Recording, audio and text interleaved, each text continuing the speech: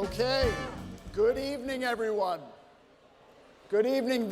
The clerk of Medfield has informed me that a quorum is present.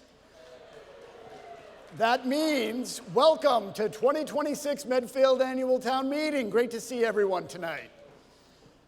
I am waiving the requirement of a return of service.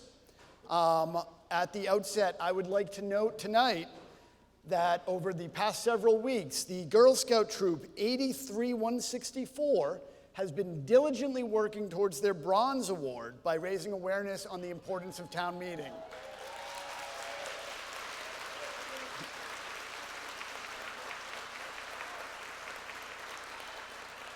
You may have seen their posters around town and a video that they made with the helpful assistance of Matt from Medfield TV. I appreciate your welcome of our future leaders and town meeting enthusiasts to our annual town meeting. Next, as is our longstanding tradition at town meeting, I would like to ask the veterans present to please stand and raise their hands to be recognized.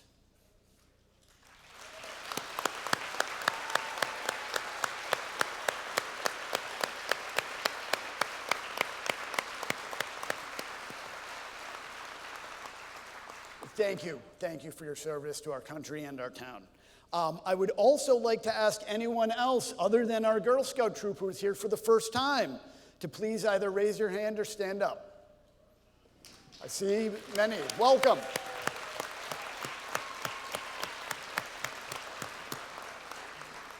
Okay, so we are at the point where I would like to welcome the chair of Medfield's 375th Anniversary Committee, Jerry Kazanjian, to the question microphone. He's going to be ably assisted by our Girl Scout troop. If you please file to the microphone as well to lead town meeting in our Pledge of Allegiance. And I would ask everyone to please stand.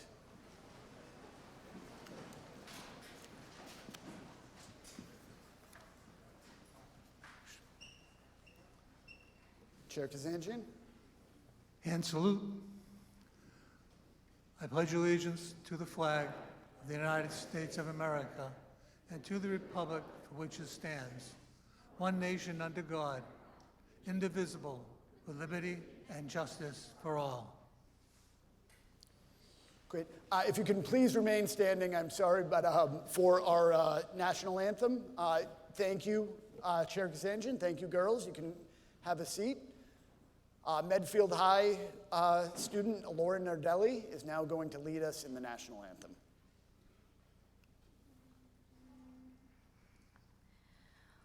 Oh, say, can you see by the dawn's early light what so proudly we hailed at the twilight's last gleaming, whose broad stripes and bright stars through the perilous fight o'er the ramparts we watched were so gallantly streaming, and the rocket's red glare, the bombs bursting in air,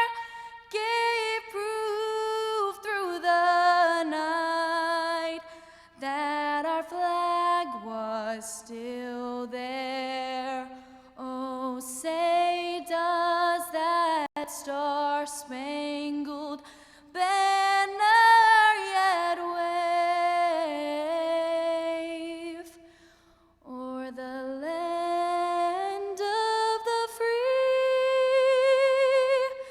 and the home of the brave?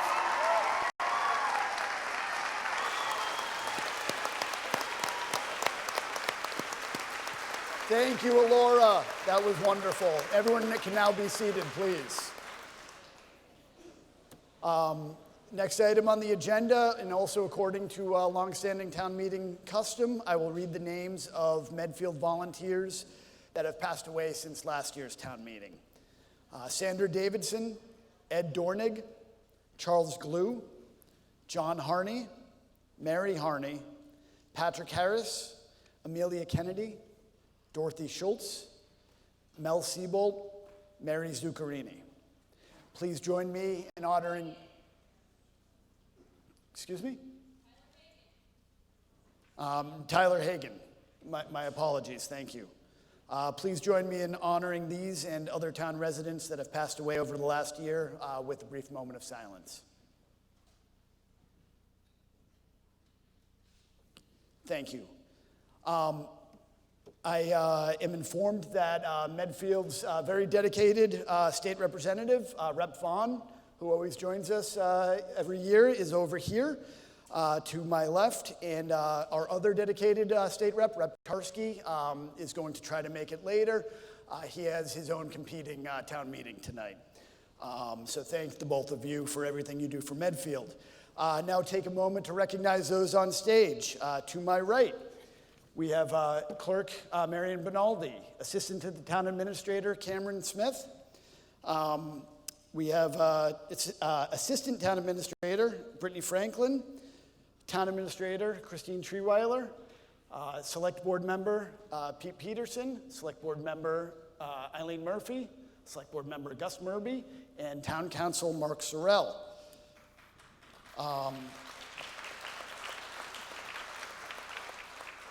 To the left, we have the Warrant Committee. We have Chair Steve Callahan, Ed Vizella, Brent Nelson, Jillian Rafter, Peter Michelson, Emily McCabe, Ashley Ledoux, and Joe Hunt, and Elizabeth Kelly. So thank you to the Warrant Committee.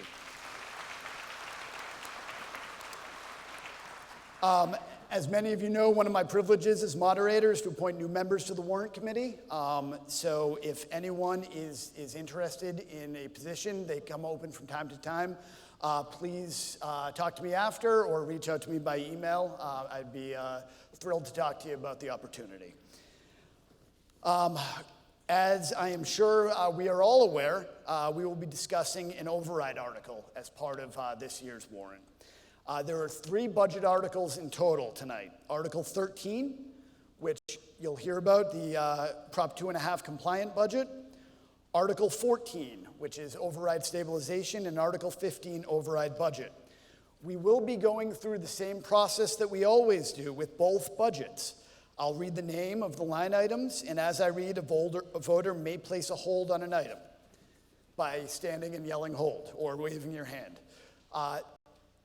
We will go back to those items after a full reading. These articles will be taken up immediately after the consent agenda to ensure that we have enough time tonight for a robust discussion. While we are taking these items up consecutively, please remember that discussion is going to be limited to the article at issue. So when the first article is up, that discussion is limited to the Prop 2.5 compliant budget. We'll talk about it a little more as we get closer to that time.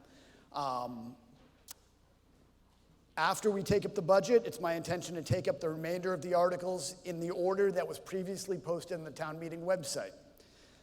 I've tried to group the articles in some sort of theme, i.e. state hospital articles together and so forth. And to the extent possible in the order of the warrant report so you don't have to flip around too much in your book.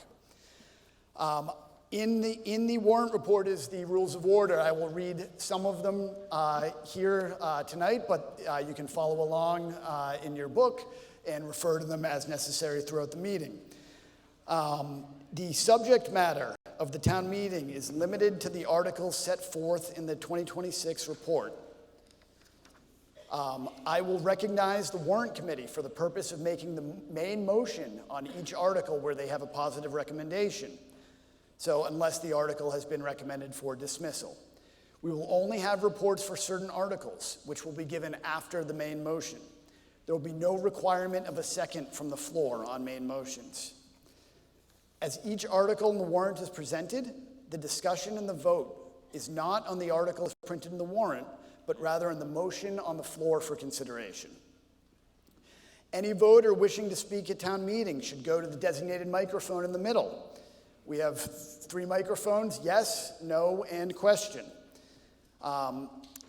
If you wish to speak in an article, please go to the appropriate mic. If a line forms before any of the mics, please do your best to form a straight line backwards, and then you can kind of fill in to the sides. Please avoid milling about in the cross aisles because there's people sitting right behind you. There may be judging by the look of attendance here, we have a spillover room in the cafeteria that we might already have people in, and in the library. We will be able to see them on the video to the extent anyone in those rooms speaks. I have a phone here directly to those rooms, so we'll know whether or not anyone wants to speak. I will be enforcing a 2-minute time limit on all speakers, which will be tracked by the digital clock. I've also asked the folks here up on stage to be mindful of that time limit as well. There may be occasions where I allow some reasonable additional time if someone's in the middle of a thought. Every speaker must directly address the article at issue, speak through the moderator. Any comments about an article not currently under consideration or other irrelevant topics not directed at the article will result in redirection and may result in the speaker forfeiting any remaining time. I will take voice votes. If I'm in doubt as to the outcome of the voice vote, I'll ask for a show of hands. If still in doubt, a count by standing vote will be taken. My deputy moderator, Mike Marcucci, is over by the door, and we have a couple of volunteers to help take standing counts in this and the satellite rooms. If any member of town meeting doubts the ruling of the moderator on a voice or hand vote, by statute, any 7 voters may demand that a standing vote be taken. Please turn off all cell phones and portable devices. Finally, we do not want anyone to get hung up on procedure. If you have any question about how to make a motion, how to make an amendment, please come to the question mic, and we'll do our best up here to help. We have many years of history at town meeting up here that can help figure out what you're trying to do. On the amendment procedure, any voter wishing to offer an amendment to the motion on the floor asked to approach the question microphone. The voter should explain the purpose of the amendment, and we will assist in the wording. Amendments can be offered from any microphone. The request is simply to assist in orderly process. Voters do not have to have the final wording of their proposed amendment before approaching the microphone. Again, we'll do our best to help from here. Once the amendment is offered, I will ask for a second. Once seconded, the discussion on the floor will be on whether to amend the motion on the floor. Discussion will proceed according to the regular rules of order. When I deem that discussion on the amendment is closed, a vote will be taken. If a majority votes in favor of the amendment, then the amendment becomes the new motion on the floor. That's what we will be voting on and discussing. If a majority votes against the amendment, then discussion continues on the motion on the floor. Then the motion will be subject to the regular rules of order, and to avoid confusion, we will only have one motion to amend at a time. And with that, let us begin the legislative process with the consent agenda. Now, the consent agenda contains a number of warrant articles to be acted on collectively.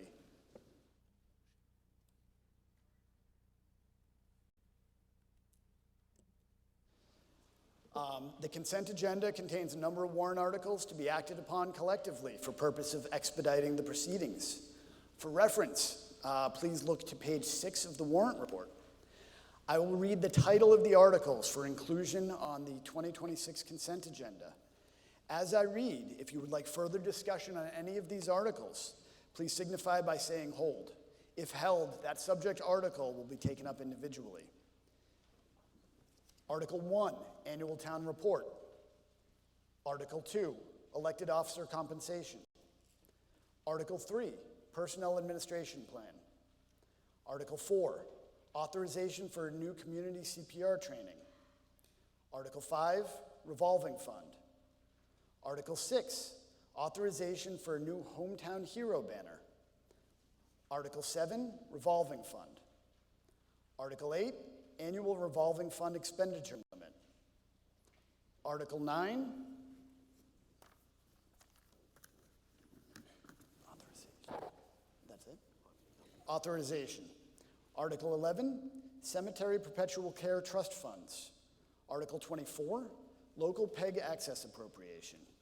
Article 25, appropriation transfer to the capital stabilization fund. Hold on Article 25. Okay. I will now offer a motion that Articles 1, 2, 3, 4.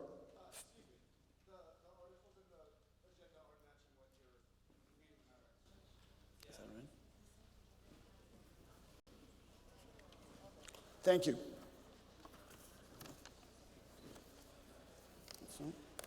Okay. We will start from annual town report then. I appreciate that. 1, annual town report. 2, elected officer compensation. 3, personnel administration plan. 4, authorization for new community CPR training revolving fund. 5, authorization for new Hometown Hero banner revolving fund. 6, annual revolving fund expenditure limit authorization. 7, cemetery perpetual care trust fund. 8, local PEG access appropriation. 9, appropriation transfer to capital stabilization fund. 11, transfer to municipal capitalization fund. 24, conservation trust fund.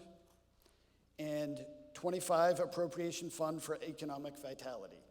Did you want the hold on 24 or 25? 25, okay. So we have the hold on 25. I will now offer a motion that Articles 1, 2, 3, 4, 5, 6, 7, 8, 9, 11, and 24 be passed as printed in the warrant. All in favor say aye. Aye. All opposed? I deem that the motion passes unanimously for the consent agenda, and Article 25 will go back into the order in the warrant. Okay. So as I mentioned in my opening remarks, we will take up the budget now, Articles 13, 14, and 15. Due to the nature of how we're considering the budget this year, the procedure will be slightly different. In a moment, I will ask the Warrant Committee Chair to give the Warrant Committee report on all 3 budget articles at once, prior to the reading of Article 13. We will still have discussion on each in turn, but the report, you will be able to see it up here, and Chair Callahan will read it now. So, Mr. Chair, once we have the report up.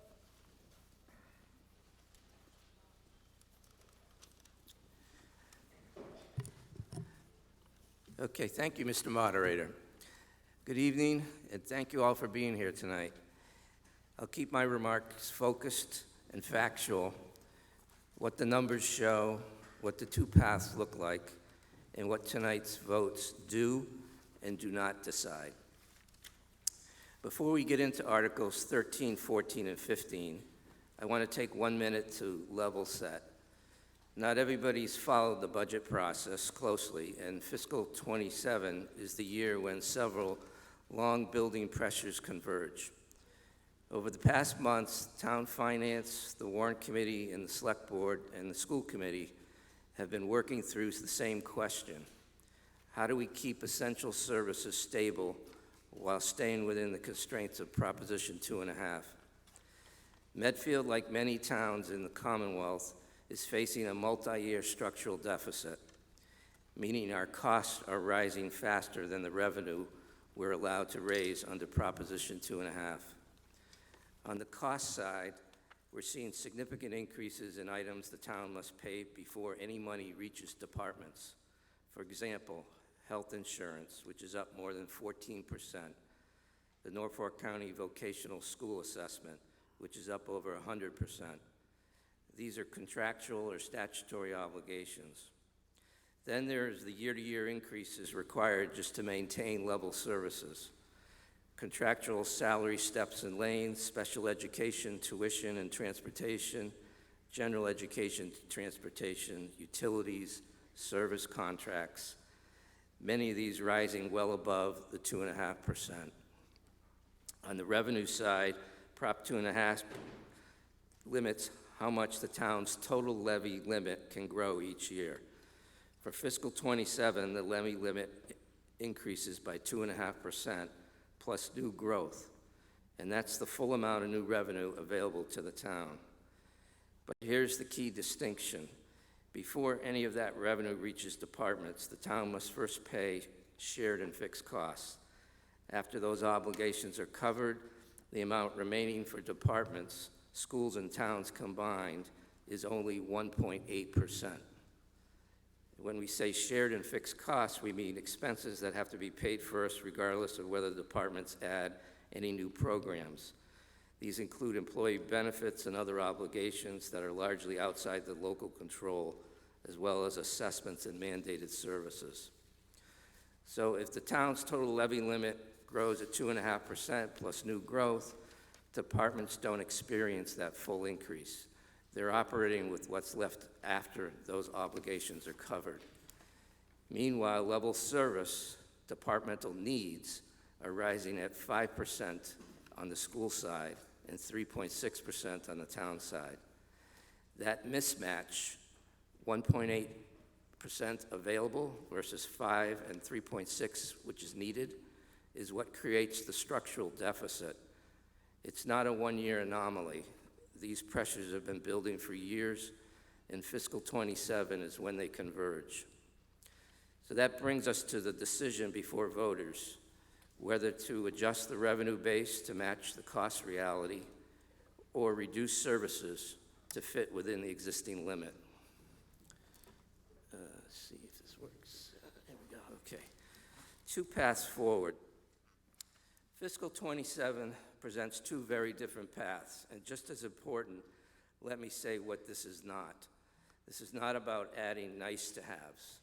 It's about maintaining the services residents expect, especially in the schools, in the face of costs that are rising faster than our allowed revenue. Without an override, core school programs and staffing are maintained. With an override, core school programs and staffing are maintained. Town services remain at current levels, and we deposit approximately $460,000 into a stabilization fund. That helps create a more sustainable foundation going forward. Without an override, reductions take effect July 1st across schools and nearly every town department.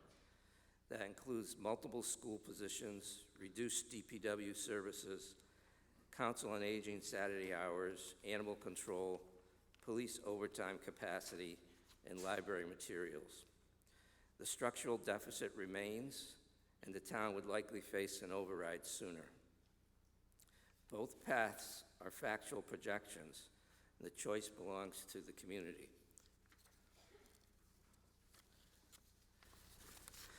So a quick reminder of how Proposition 2.5 works. An override permanently raises the town's levy limit. That higher levy becomes the new base in future years. It's not a one-time infusion. It's a structural adjustment to the revenue base. It also means the community is making an explicit choice. If voters approve the override, taxpayers fund that higher base. If they don't, the town must balance the budget by reducing spending. Either way, the decision is made locally and it has real consequences. That's why overrides are used sparingly and typically only when pressures are structural, not temporary. So the override, the updated amount.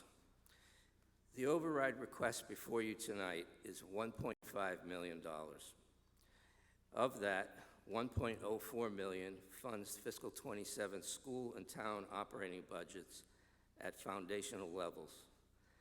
Approximately $460,000 is deposited into an override stabilization fund to provide flexibility for FY28. This revised amount reflects updated analysis following the community forum and ensures that the override funds fiscal 27 needs while helping avoid back-to-back overrides.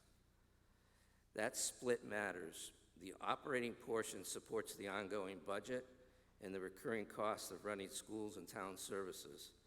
The stabilization portion is a one-time deposit designed to smooth the transition into fiscal 28 so we can avoid abrupt swings and repeated override votes.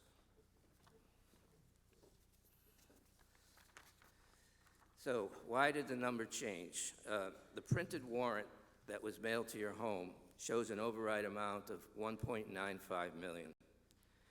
After the community forum, residents raised thoughtful questions about the FY28 plan and the size of the stabilization deposit. In response, the working group, consisting of members from town finance, the select board, school committee, and the warrant committee, took an additional look at the FY28 model. During that review, we found an error in how override revenue was carried forward into the FY28 model.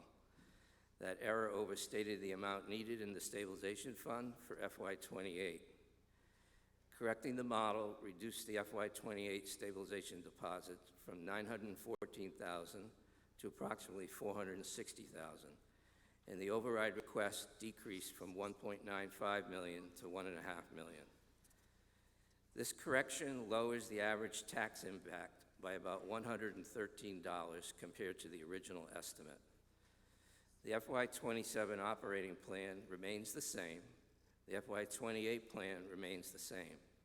What changed is the amount needed to bridge fiscal year 27 to fiscal year 28, and we're being fully transparent about that. I know a correction like this can raise concerns. The reason we're explaining it in detail is simple. Residents asked good questions, we double-checked the model, and we're sharing what we found so everyone can vote with the same updated information.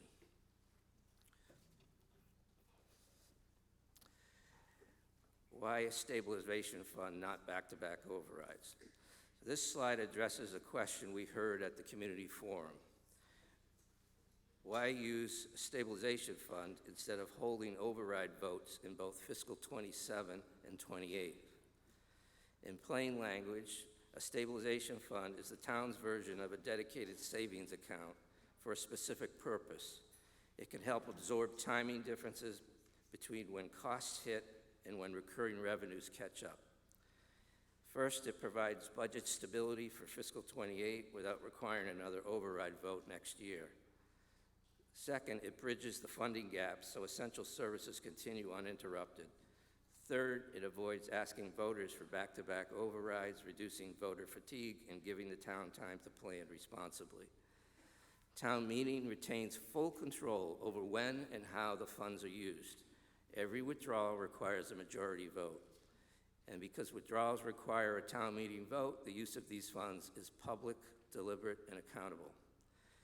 Many Massachusetts towns use stabilization funds or similar reserve mechanisms to extend the life of an override, including Arlington, Milton, Hingham, Braintree, Belmont, and Lexington. These tools are widely used to smooth budgets and avoid back-to-back overrides. So the updated 27 tax impact. With the revised override amount, the 27 tax impact for the average single-family home assessed at $1.03 million is $401 from the standard Prop 2.5 increase, $360 from the override, the total of $761 per year, or about $63 a month. This reflects the reduced override amount and the corrected 28 stabilization deposit. So we recognize any tax increase is meaningful for many households. The goal tonight is to be clear about the trade-offs, the costs, and the services, and the stability, so everybody can vote and weigh them based upon their own circumstances. Okay. If the override does not pass, Reductions totaling $1.685 million take effect on July 1st. On the town side, that includes eliminating 2 part-time positions, reduced animal control, reduced police overtime capacity, closing council on aging on Saturdays, scaling back DPW services, reducing library materials and other general costs. On the school side, reductions include multiple positions across all schools in the central office, shifting kindergarten teachers into the revolving fund, savings from retirements, and administrative reductions. In short, most departments are affected. And to be candid, reductions of this size are difficult to make painless. Much of the operating budget is staffing and contracted obligations, so cuts tend to show up as fewer people, fewer hours, and fewer services. Fiscal 2028, the override establishes a stronger, more sustainable base for fiscal 28. The fiscal 28 plan retains flexibility.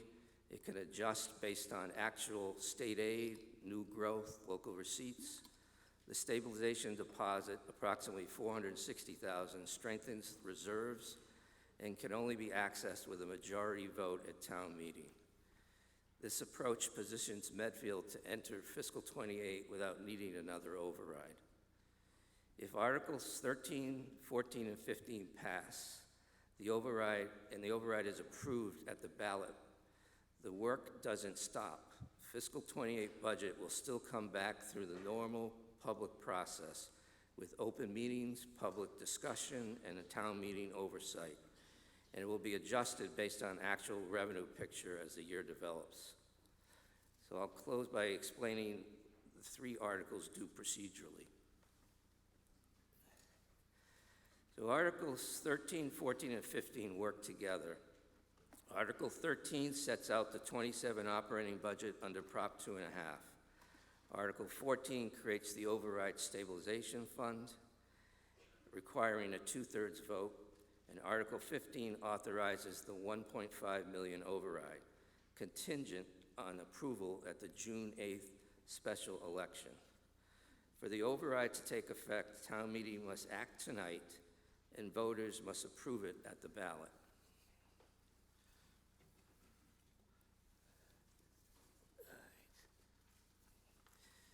So, it's the same, stuff I just went through, okay. So Article 13. Article 13 is the FY27 operating budget within Prop 2.5. This is the budget the town must have in place to operate beginning July 1st.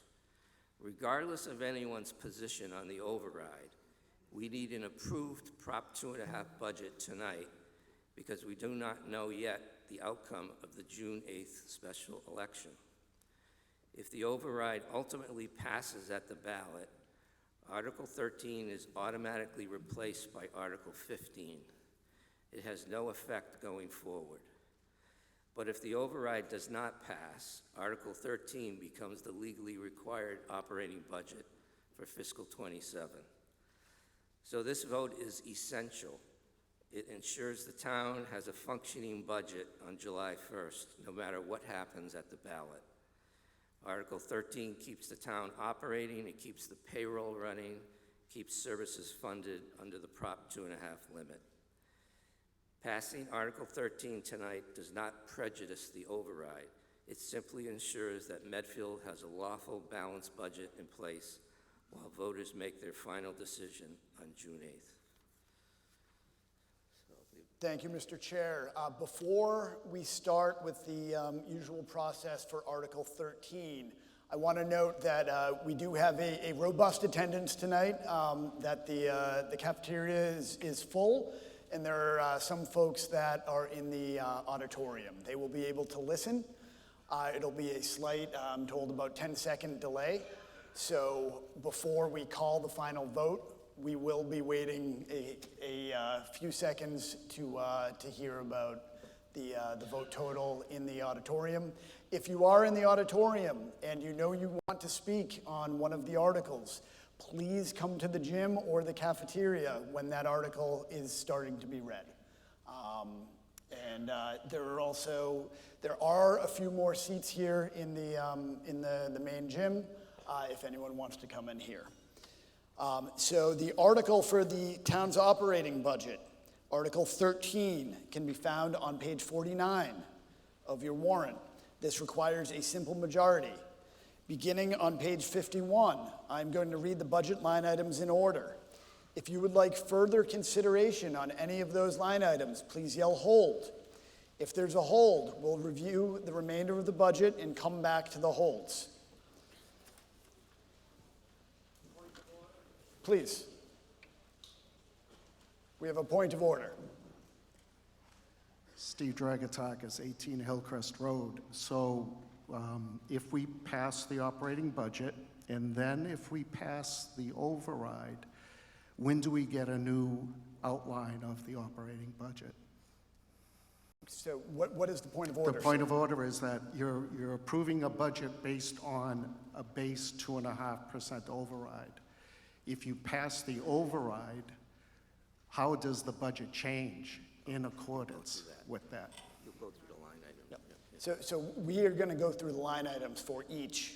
We will go through the line items of Article 13, and then when we get to Article 15, we will go through the line items as well. Thank you very much. No problem. Okay, so beginning on page 51, workers' compensation insurance, health and life insurance, liability insurance, unemployment compensation, Medicare insurance, county retirement contribution, OPEB contribution, select board salaries and operations, town administrator salaries and operations, town accountant salaries and operations, assessors salaries and operations, treasurer collector salaries and operations, town council operations, human resource salaries and operations, information technology salaries and operations, town clerk and election registrar salaries and operations, conservation commission salaries and operations, planning and zoning salaries, planning and zoning and appeals operations, town public buildings and property maintenance salaries and operations, town report meeting salaries and operations, police operations salaries and operations, traffic marketing sign operations, fire and rescue operations salaries and operations, inspections salaries and operations, sealer salaries and operations, emergency management salaries and operations, animal control salaries and operations, tree care salaries and operations, highway salaries and operations, snow and ice salaries and operations, street lighting operations, equipment repair maintenance salaries and operations, sidewalks operations, solid waste disposal salaries and operations, cemetery salaries and operations, health salaries and operations, council on aging salaries, operations, veterans salaries and operations, outreach salaries, operations, library salaries, operations, park and recreation salaries and operations, historical commission operations, Memorial Day, Veterans Day operations, Arts Cultural Council, Reserve Fund, Police and Fire 111F insurance, stabilization, town debt principal, town debt interest, regional Vox school operations, school personnel, school administration operations.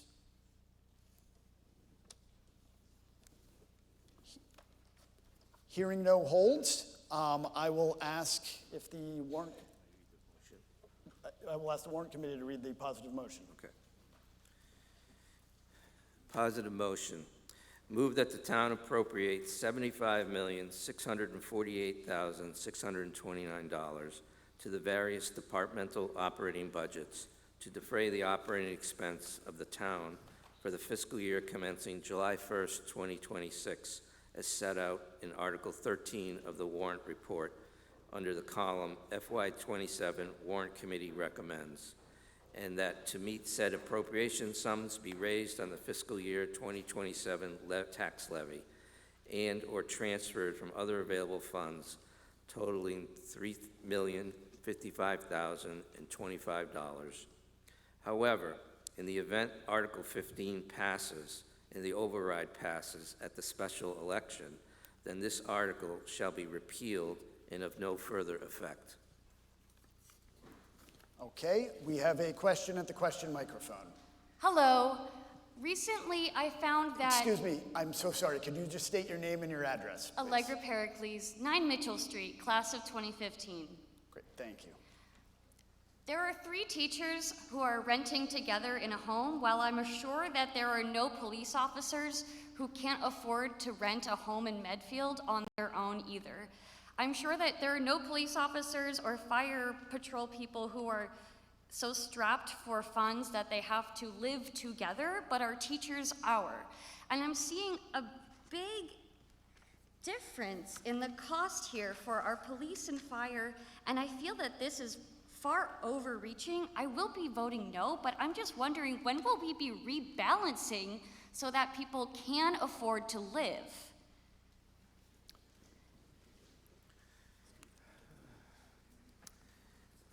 I feel we're going back to the ye olden days, where the So- teacher lives at the schoolhouse. I will ask the speaker at the mic, who is your question directed to? I'm just asking because I'm seeing all these line items. Where will we be rebalancing for that? I'll say this, the teacher salaries and the police salaries. Right, and the override is are- going to be are- Excuse me, overarchingly let hurting me- the At the mic, schools, but please. not the police, Excuse me, right? at the mic. Let me just The finish. warrant committee chair is speaking, and then you can have your time back. Heard, Chief. Okay, so the school teacher salaries and the police salaries are set by a collective bargaining agreement. Right, It's and they are negotiated. historically, It's yeah. negotiated and it's contractual. Right. So we can't change what's already been agreed to. Okay, so if I were to hold, is that proposing an amendment? No. Okay, because we do have a lot of misogyny that's been going on for years. The police don't have masters, but the teachers do. Ms. Pericles, I will ask you to keep your comments to the article. If you do want to offer an Right, amendment, yeah, I'm just you wondering, can- because of the override, a lot more of the school will be cut, but Okay. not the So, public Ms. Pericles, services. conversation on the override will occur on Article 14. So this isn't the This override? is not the override. This is Okay. Article 13, the compliant budget. It's, okay, so it's not, this is so confusing. This is not my first town hall, so I really appreciate it if you could clarify when we're going to be able to address these specific things. Okay, so if you were not here at the opening, I did announce that I we know, will- it's all like so droning, so Okay. I want to make sure I'm catching every word. Absolutely, ma'am. So at Thank you. Article 14 and 15, you can talk about the All override. right, thank you. Thank you. Any other comments or questions on the article at issue, Article 13? We have a question at the mic. Chris Potts, 7 Curve Street. Yes. Mr. Moderator, would you mind just reading the final totals? It didn't seem like they reflected what was in the warrant booklet. The final totals of what exactly? I'm sorry, of the net operating appropriation? Is that what we're voting on? So, $72,593,604. Okay, yep, that's correct. Okay, thank you. Any other comments or questions on Article 13? We have one over here. Question? Yeah, I'm just Alex Lavin. I'm at 142 Harding Street. I'm wondering if the positive motion as read reflects what's in the budget. The positive motion says the town should appropriate 75 million, but we just heard that it was 72 million. So I just wanted to make sure we're all on the same page.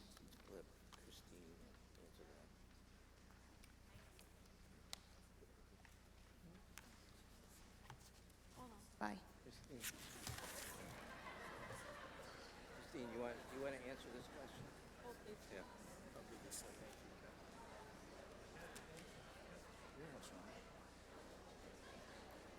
All right. We'll be right back to you on that. Please talk amongst yourselves.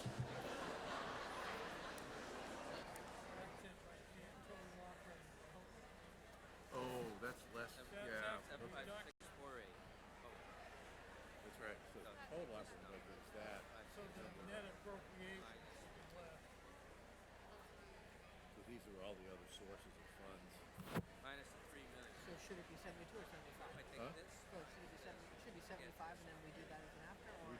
Reduced by all of these numbers. So those are all less. Yeah, Okay, that's fine. there you go. Warrant Committee Chair will speak now. so the question I believe Chris Potts asked was the amount in the, or no, it wasn't Chris, it was, I don't know who it was, someone else, yeah. The amount in the motion was $75,648,629. That includes a transfer from other available funds, which we read in the motion, of $3,055,025. When you take that out of the 75, it equals the 72,593 total net operating budget appropriation, okay? Okay. Any other questions or comments at the mic? We have any at the library or the cafeteria? I do not hear any phone ringing. Anyone in the auditorium? Okay. Article 13, the operating budget, is a majority vote threshold. All in favor of Article 13 as read on the floor by the Warrant Committee Chair, please say aye. Aye. Opposed? I deem the motion carries. Okay, we will move on to Article 14, the Override Reserve Stabilization Fund.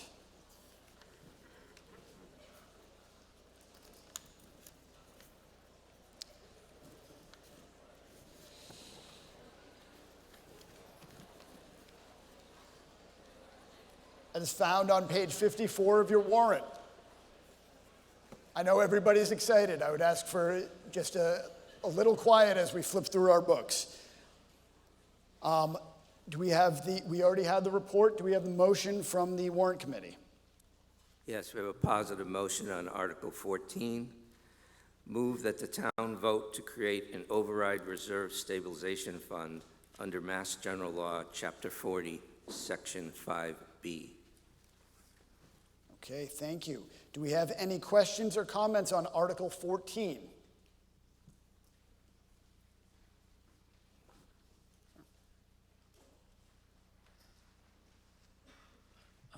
Lester Cohen, 1 Essex Road.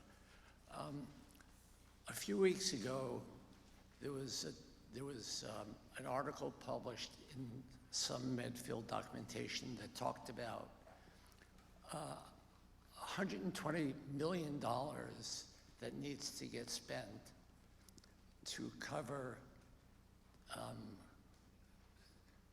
different things of the town that haven't been covered before. And that $120 million had to occur, or a large part of it had to occur or be spent over a 5-year period. Is any of the stabilization, has any of the $120 million, the discussion of that been put into either the 2027 budget or the 2028 budget? Because, for example, I heard the warrant committee chair say that the stabilization and what we're voting for tonight effectively will take care of the 2028 budget. But if we need to spend a large fraction of that $120 million over some period of time. Sir, I believe we have your question. You seem to be delving into a comment, Okay. so I will ask the Thank warrant you. committee chair to address the question. Thank you for the question. So the town did a 20-year study of capital needs. And just by way of background, when we talk about operating budget, that does not include capital needs, okay? So the the study did identify significant capital needs over that 20-year period.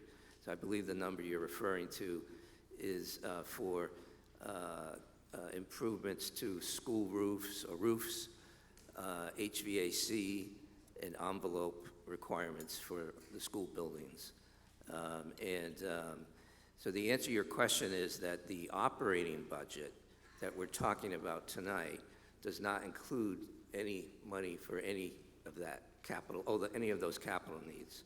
Okay, so does that really mean then that starting in 2028, we could see large increases to account for this approximately $20 million per year over a 5-year period? Well, what we have suggested to the Permanent Planning and Building Committee is that they should take that study that was done and prioritize all of that $120 million and sequence it out so that it conforms with our debt policy. Our debt policy says we should have no more than 10% of debt service, because all of these projects require borrowing, so that requires debt. We should have no more than 10% of our debt service to revenues. So it should be within that. So we've asked the Permanent Plan and Building Committee to come back to the town with a prioritization that manages it within our debt policy. So does that mean starting in 2028, we could see some of that come into the budget? It depends what they come back with. All right, thank you. Yeah. Thank you. It should be within our policy, though, whatever they come back We with. have another question at the mic. Yeah, Dave Ashcroft, 399 Main Street. Just a technical or procedural question. The warrant has the 914,000 item here. Shouldn't the actual amount be part of the motion, included in the motion? Yes, it will be. Yeah, we haven't made the motion yet, but Well, you read the motion, didn't you? not for the override, no. We Move that the town create the overrides, David, you read that. we're not, this article just creates the fund. Article 15 transfers money into the fund. So this article is just about creating the fund. So we'll hit the actual number. in Yeah, the- in Article 15, we will have the correct number in there to So- transfer money. Does that mean in the absence of a vote, a positive vote on the next article, that the stabilization fund is created with no money? That's correct. Yes. Yeah, Okay. that's correct. Yeah. I'm sure that's a question many other people had, so thank you, sir. Yes. Diane Hallisey, 11 Ledgety Road. A similar question. If 14 doesn't pass, does that change the balance being requested in Article 15? So if the stabilization has to be created and it is not, because we don't vote for it, does the 460 then come out of Article 15? Do you understand my question? Yes, that's correct. Okay, Yeah. thank you. Another question? Hi, Carol Reed, 195 South Street. Procedural question. Today I saw that the Senate released their increase in local aid budget that will be detailed tomorrow, which you all probably know. I think it said 57 million, an increase for cities and towns, not sure. And the House on April 29th did the same per pupil, et cetera. My question is, I understand from being here many years that these funds that come in later, they're at the discretion of leadership on how to allocate them. I'm wondering if it's an opportunity to use these funds to put in here and rebuild cuts that have been to city, to town, and school side. I don't know if I'm being clear, but it seems like looking at the cherry sheet and per pupil and then the town side, it's significant. Now, I don't know what the costs were I think we've you got your used. question. I think we have your Christine, do you want to take this one? Sure. So we build the budget based on the governor's estimate. We cannot rely on the House or Senate until that vote is taken, and that's after it's usually after the close of the fiscal year. So we can't count on those numbers until they're finalized. So we build this budget going on the governor. If the local aid comes in higher than we've anticipated, then that amount will close to free cash, and that is then approved by town meeting at the next annual town meeting. Okay, so it can't go to here to help? No. No. There's no, we don't know the final number for that When yet. it comes, when you know? You have to vote it tonight at town meeting. That's why we use the governor's budget as a solid. Yep. So there will be an increase, but you're saying, and I appreciate your patience, it will go to free cash, and next year we'll see that difference? Correct. Thank you. Thank you. Any more questions or comments? I see one coming to the mic. Question or comment? Okay. Question or comment? Okay, great. You're a yes? Dick, we've done this for a couple of years now, and I know you're familiar with the procedure. But I'm disappointed that you have to make a choice before you come up and speak, simply because it kind of pigeonholes you into what you're going to. Well, if you have a question, you can come to the question, Mike, Dick. So I'll use all three mics. I'm not surprised. Dick Judge, 8 Juniper, no need to give me the finger. What I'd like to talk about is trust, respect, and address this article in particular, because we are trusting that the town and the school will be doing right by us by passing this. We are giving them control of these monies to be spent the way we think it's going to be spent. But what I'm hearing is that it can be spent on other things if necessary. So the reason I'm not in favor of this is because I trust the people of Medfield to make that decision.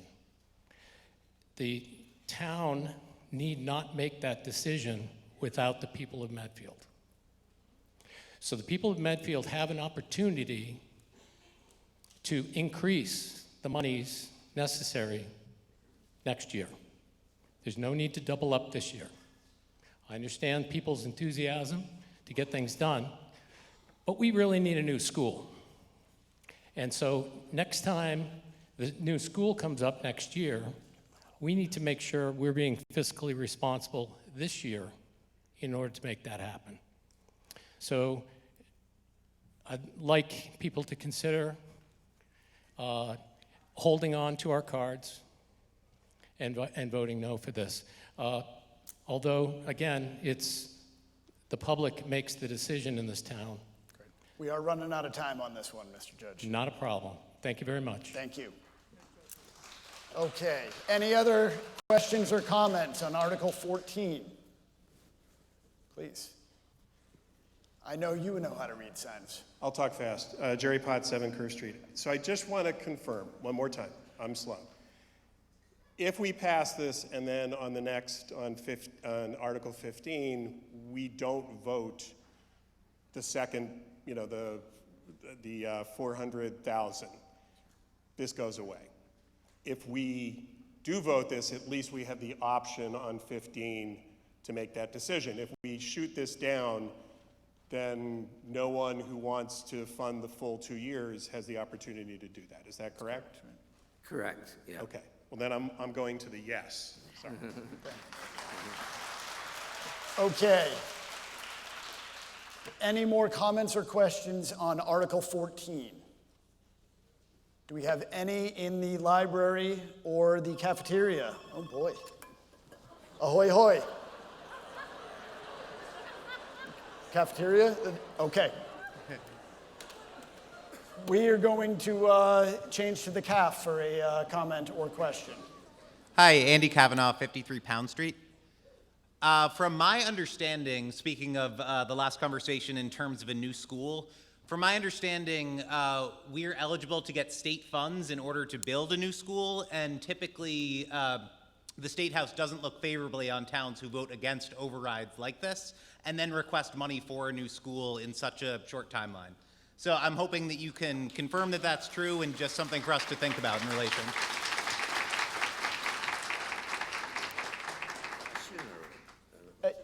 If we can go back to the CAF, was that a question or just a comment? Well, I'd like, it's a comment, but I'm not 100% sure. I think that you'd be more knowledgeable about that. If you could confirm that that's the case, that the state doesn't typically award monies for new schools after a vote like this is put down.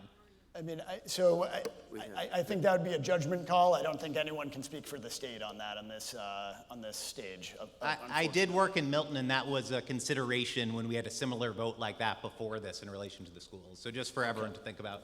Thank you for your comment. Any more comments or questions?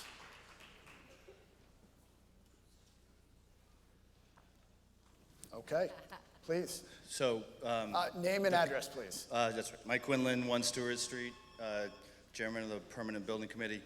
On that last question, I can say that Hold on 1 second, Mr. Quinlan. Is that the bat phone? Okay, we're still working out the kinks on this one.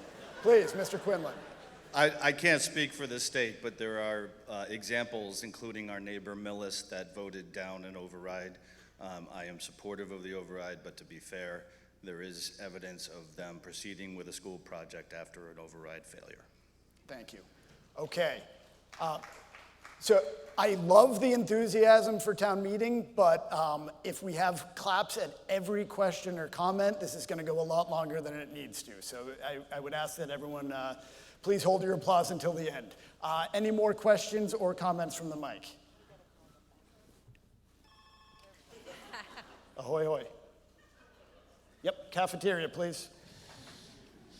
Hi there, Eric Shand, 54 Flintlock Lane. Just want to, I guess, ask a question. It seems like it's like 1.2% increase in the budget, and 90% of that increase is going to the schools. Can you confirm if that's accurate? So if I get your question correctly, your question is about the budget and not the stabilization fund, is that correct? It's Article 14, Article 15 seems like it's only like 900,000 or so compared to a 77-point-something million budget that was approved in Article 13. Anyway, so it's, like, based on the math, it seems like it's only 1.2% increase to the budget, and 890 some odd percent of that is going to the schools. So I just want to ask if you agree with that math. Thank you, Mr. Chair.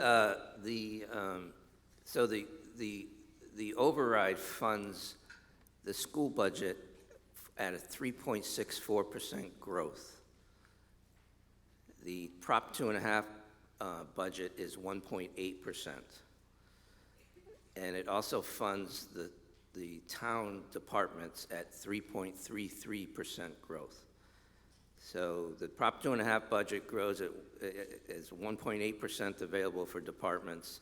The override increases that to 3.64% for the schools and 3.33% for the town.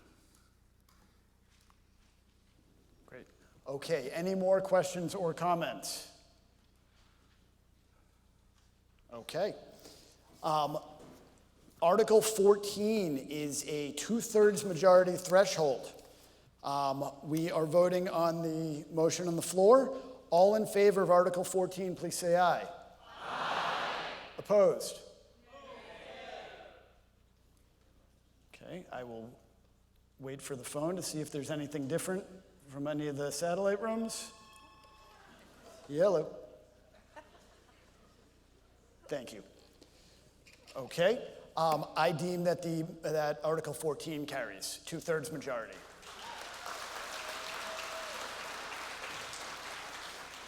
Okay, we will now move on to Article 15, which, as you have heard, is the override budget. We have already heard the report of the Warrant Committee.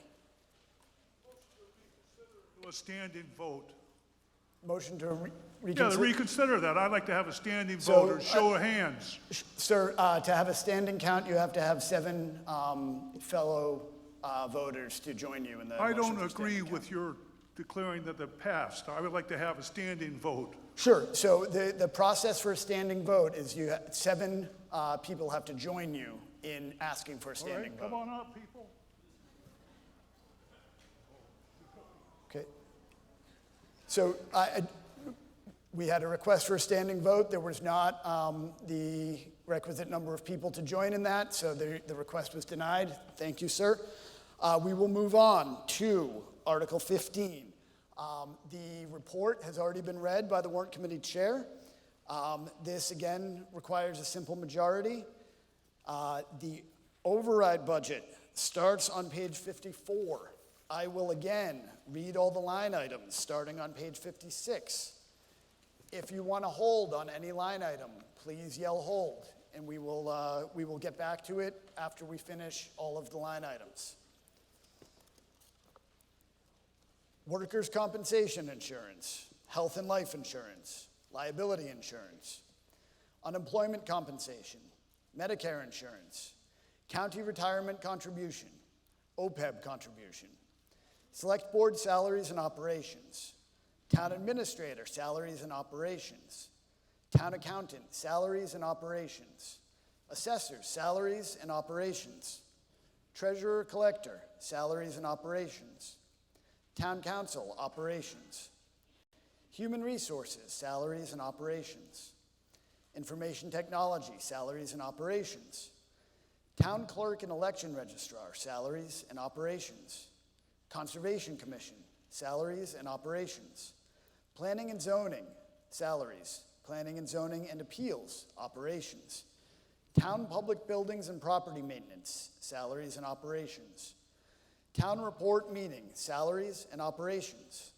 police operations salaries and operations, traffic markings sign operations, fire and rescue operations salaries and operations, inspection salaries and operations, sealer salaries and operations, emergency management salaries and operations, animal control salaries, operations, tree care salaries and operations, highway salaries and operations, snow and ice salaries and operations, street lighting operations, equipment repair and maintenance salaries and operations, sidewalks operations, solid waste disposal salaries and operations, cemetery salaries and operations, health salaries and operations, council on aging salaries and operations, veterans salaries and operations, outreach salaries and operations, library salaries and operations, park and recreation salaries and operations, historical commission operations, Memorial Day, Veterans Day operations, Arts Cultural Council, Reserve Fund, Police and Fire 111F insurance, stabilization, town debt principal, town debt interest, regional vocational school operations, school personnel, school administration operations. We have a hold on school administration operations. That is the end of the line item, so we'll start with the hold, please. Jerry Potts still, 7 Curve Street. So I noticed that the school personnel and the operations used to be split out into 2 line items, and they seem to be merging now into 1 line item. So that was always split out independently. And while I'm very much in favor of paying our teachers, and I'm in favor of paying our administration, I have a little bit of a concern that on the administrative side, we've had 2 negotiations with our superintendent that the vote for the contract was done in executive session, was not done publicly. There was an open meeting law violation that was filed with that, and I think budgets are about transparency, so I have concerns that we seem to be taking the administrative side. I understand that the teachers, it's a contract negotiation, collective bargaining. The administration is voted on by the school committee, and I would just like to encourage coming up with a school vote that transparency at every level, as was done so well by the warrant committee on this go-around, it needs to also be done by the schools. I support the schools. I probably will vote for this yes, but I would like to ensure that that line item is broken out. So, Mr. Potts, is that a question for anyone on the stage? Is it broken out? Great, thank you.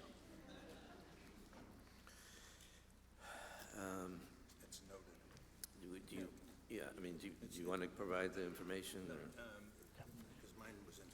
Michael LaFrancesca, are you still over here anywhere? Maybe Michael can do it. Michael LaFrancesca. There we are. Thank you. Please approach, identify yourself, and if you can answer the question, please. Sure. Michael LaFrancesca, 27 Kenny Road. Oh, Michael, also your position with the school, please. Sure. Director of Finance and Operations for the school department. I'm just trying to get the breakdown.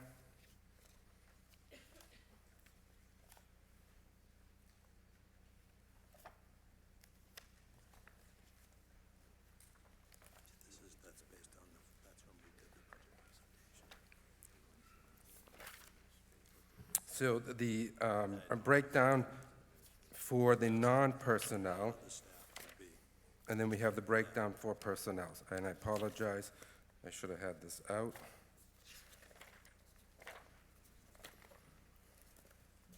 And I guess, Michael, just as you're looking, I know in the school budget it is broken out. I'm just wondering at town meeting why it's no longer broken out. The line items are all detailed in the school budget. They're all detailed. I don't know. I don't put the warrant committee together. So Jerry, I think that's just, we had a bottom line number from the schools, so I put it in as the 46,122. I didn't break it out for the budget. That's my fault. Okay, thank you. Thank you, Jerry. Before we go to the question at the mic, I want to note that for the folks that are in the auditorium, we know you're there, we hear you. There is someone in there who is reporting back to us on the vote count in the auditorium. So in the event that anyone in there wants to speak on an article, if it's this one, if it's the next one, once that article is read, if you can just make your way to either the library, the CAF, or the gym, that would be super helpful. Thank you. Please at the mic. Peggy Sue Worthison, 28 South Street. So I just have a question. As you were reading through the list, it's kind of a process question. You didn't read the amount for the override. You didn't read about the override, and I think earlier in the previous motion, we said that we would mention that so that it could be voted on here. So when we created the fund, Jerry actually came up and asked whether or not that would be something we could discuss. Yes, you're exactly right. So I just read the line items, and we went to hold and questions, and now once the questions are done, we're going to go to the motion. It'll be in the motion, the detail.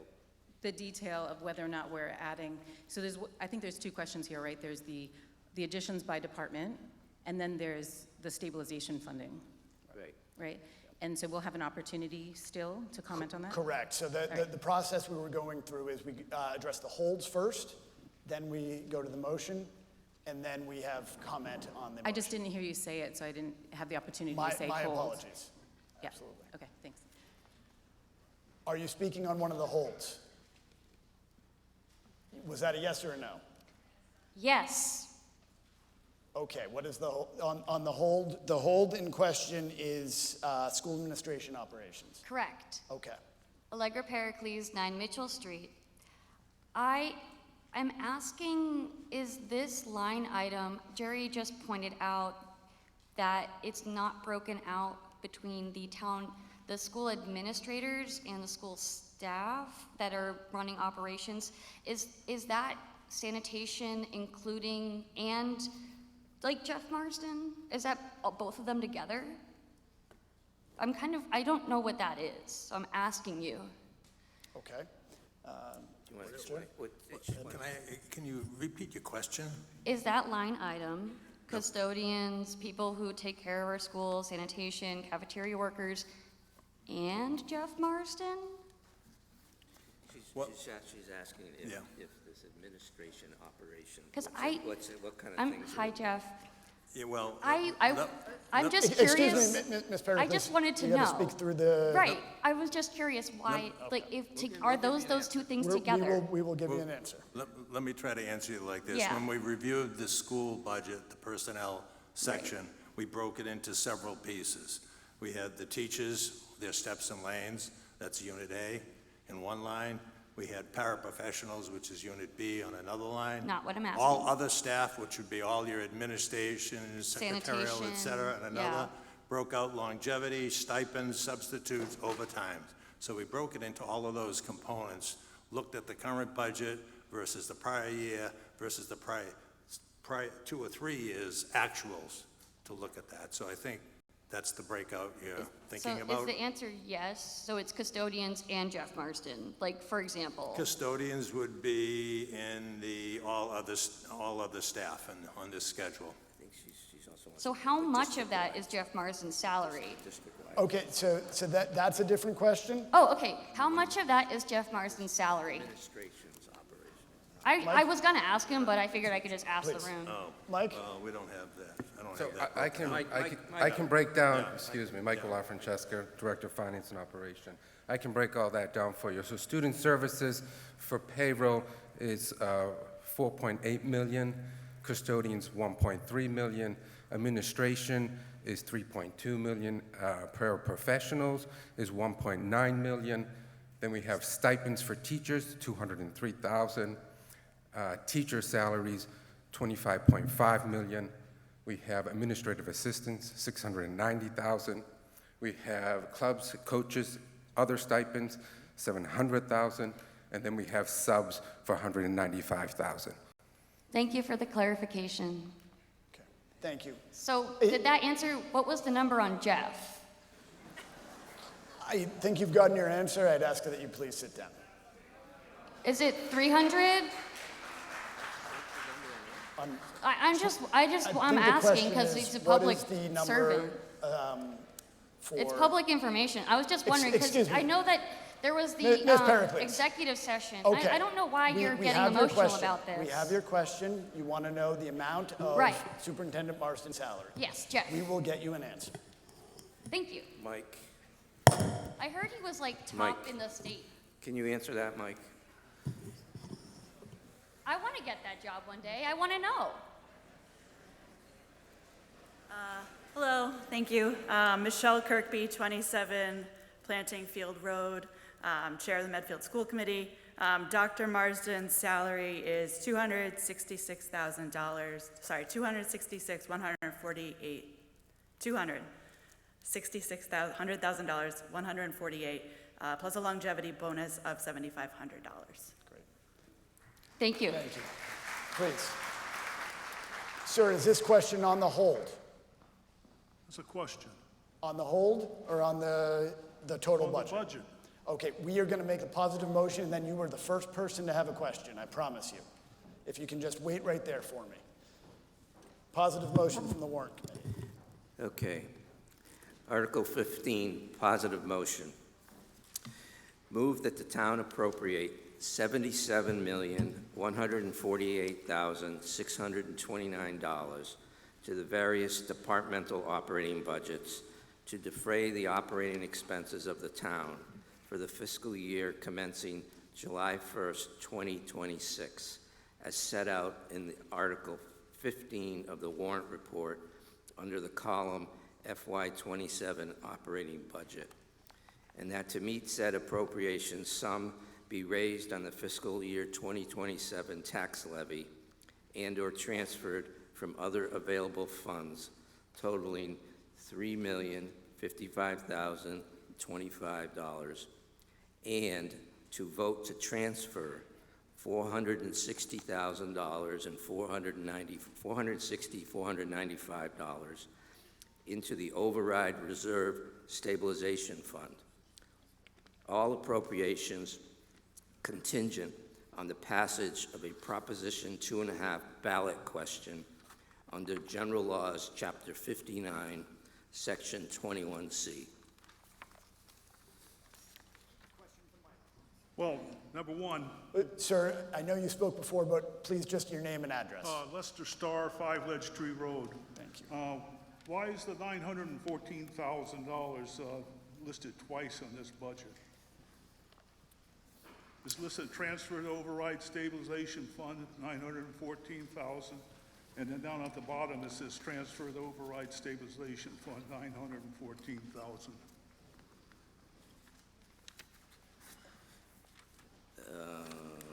Just looking here.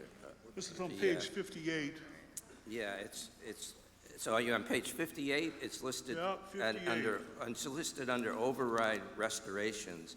No, it's listed under transfer to override stabilization fund, $914,080. Yes. And then at the Yeah, bottom, it's under the column override restorations, 914,000. That number that's not the number that was read in the motion. The number that was read in the motion was the lower number. I explained in the presentation that the transfer has been lowered to 460,000. Yeah. So that's the number. well, then why is it listed twice? Where's the You're second? double dipping here. Where is the second It's one? listed once up here in the middle of the page, and it's listed at the very bottom, okay? Right before $74,547,189 is listed. Well, I don't know. It only gets transferred once into the stabilization fund. The motion I read to you has one transfer of 460,000. Then I make a motion to amend that, motion for amending that article. What is your motion, sir? To amend the article. Okay, to say I want what? to delete the 914,080. I want zero money to be transferred to the fund. Okay, That's so- the motion that I so- like for the amendment. Okay, just to be clear, the motion I read did not have the 914. It had the 460,000. Okay, then I want to change that number Okay. to zero. Okay. Okay, so the motion on the floor is to reduce the number, the budget number for Article 15 by, what's the amount? $460,495. Okay, do we have a second to that motion? I hear a second, okay. So the discussion on the floor now will be whether or not to pass the amendment to Article 15 to reduce the number by the 400 and, can you read that one more time? $460,495. Okay. Do we have any questions or comments on the amendment on the floor?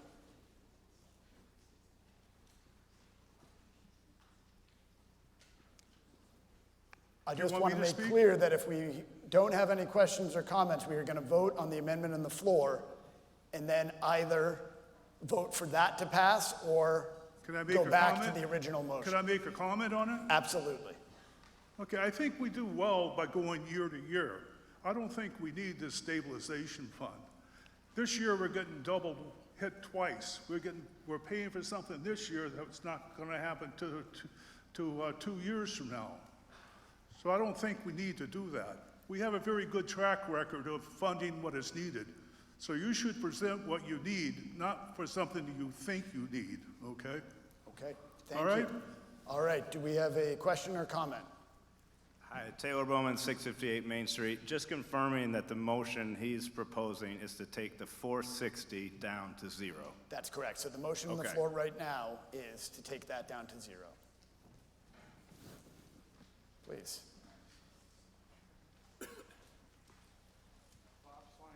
6 Overfield Drive, Medfield. I've been on the warrant committee for 7 years. This is the first year I have not been on it, and I just want to congratulate the team that put together here. my leaving the warrant committee is a good example of addition by subtraction. But I will say that if you take the 460 out, it reduces the base going forward. And I would also say that, to the point that's made, yes, every budget is made on an estimate and best information available. But over the 7 years that I was on the warrant committee, a number of these changes that have been put forward have come through a great deal of work and a great deal of collaboration. So to make this stabilization fund, where it gives us the opportunity to continue to, quote, stabilize, and to help some people in each one of these departments planning going forward, is an important step. And it's, as it's mentioned here, it cannot be released from the stabilization fund without a vote of the town meeting. So this is not a free cash, it's not a slush fund, it's just prudent financial management, in my judgment, and I would recommend we pass it. Okay, so Bob, can you stay at the mic for a second? I just want to make clear, you are speaking in favor of the original motion, but we are talking about the amendment on the floor to take the 400 out. So you are against the amendment? I am, exactly. Correct, Yes. okay. Hey, Brad Ship, 67 Causeway Street. Sorry if this is the wrong way to do it, but the people in the auditorium, we didn't even hear what the amendment is. We keep asking how the vote's gonna happen, and we're not getting great information. So I think, Okay. I think folks would love to participate, but we're, just because, and I know it's no one's fault. No, we're I doing the best appreciate it. So can, we are going to move slower, and so we have someone in there that will let us know if someone wants to. It's more that actually the video keeps cutting out, so we didn't even hear what the amendment was, because the Okay. video cut out, and we weren't able to see it. So I know I know everyone's doing the best we can, so. Absolutely. Yeah. No, we want everyone's vote to that- count, that so was we it. will make sure that the feed is working. We will reread the amendment. Okay, thank you very much. Thank you. Do we know if the feed is? You can talk amongst yourselves again.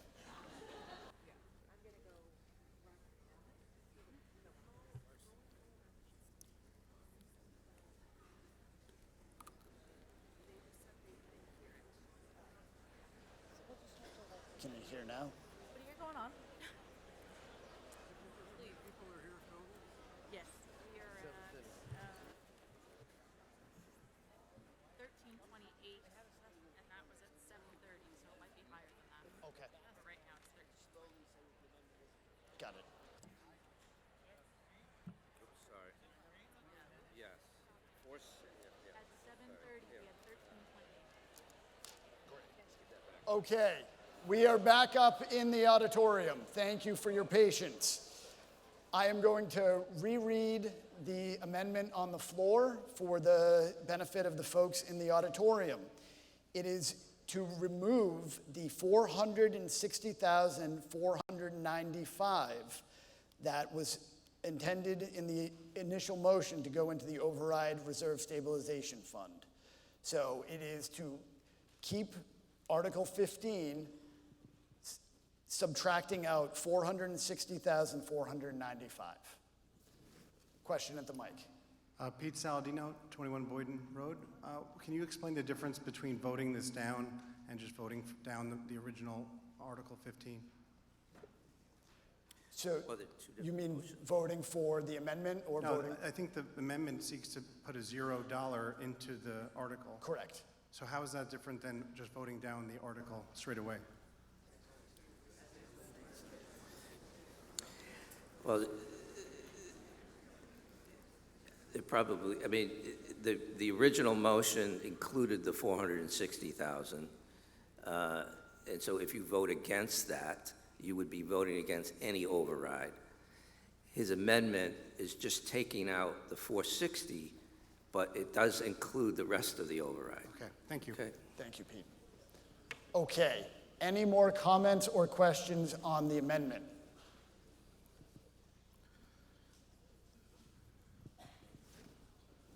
Don't run, I got you. It's actually a procedural question. The Yes. childcare is ending at 8:30, so there's hundreds of people here who need to get up and leave right now, and we haven't voted on this yet. I'm wondering if we could communicate with the childcare center at Blake and see if they can extend the time through the vote on this. That's good.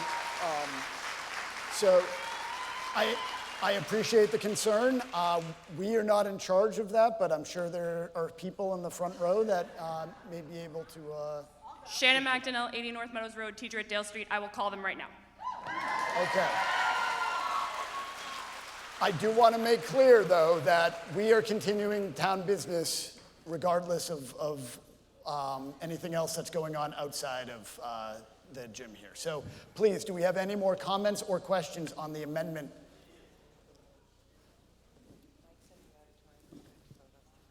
Okay, I'm told the auditorium is good to vote on the amendment, CAF and library. Okay. So the amendment on the floor, to amend the motion to take out $460,495. All in favor of that amendment, please say aye. Aye. Opposed? Yay. I will wait a little bit to hear from the auditorium. Hello. Thank you. I will wait for the library and the auditorium. That was the cafeteria. So let's get this over with.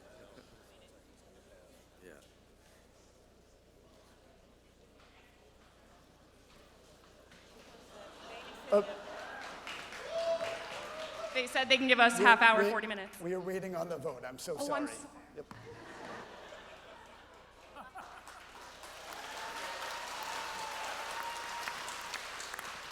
Hello. Okay, thank you. Auditorium.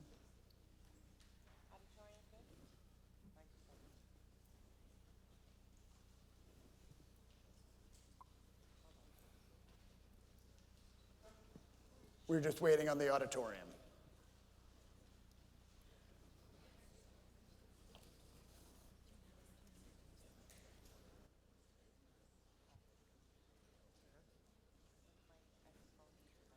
Okay.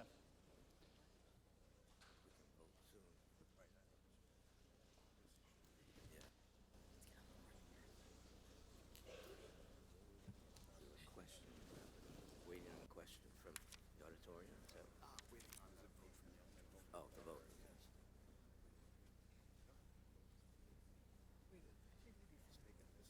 Why does it take so long? It should be a voice vote, right? Do they know we're waiting?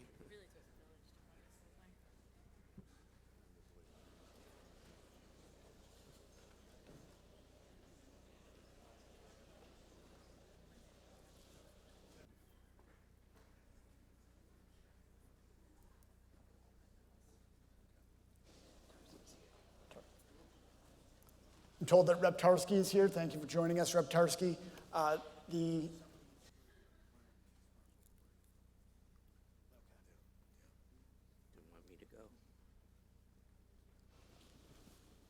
Okay, so what's going on right now is there is some difficulty with the feed in the auditorium.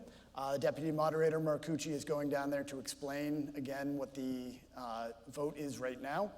We have the vote totals in from all the other rooms, so hopefully this will just be another minute or two. Thank you for your patience. So Mike is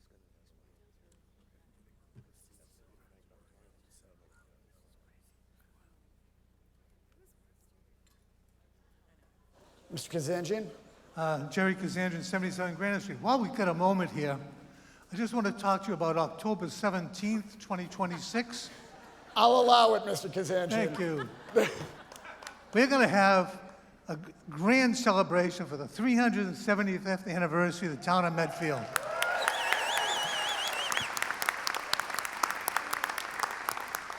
Hell, we're older than Boston.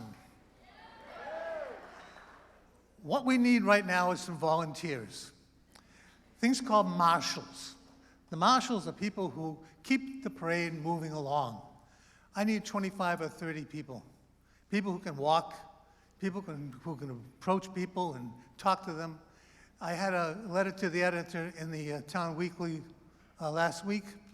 If you'd like to get more information about being a marshal for the parade, you get a nice T-shirt to wear, and we give you walkie-talkies, you know. If you want to talk about that, at the end of the meeting, I'll be up talking with by the podium. Come up and see me. I'll get you some more information. We'll get some emails, whatnot, and we're going to have a great parade. So volunteer.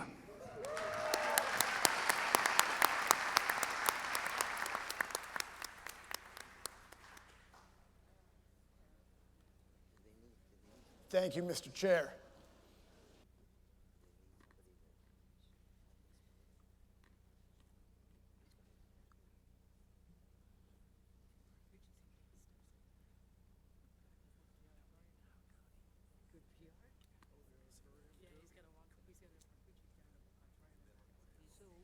Yeah. Yeah.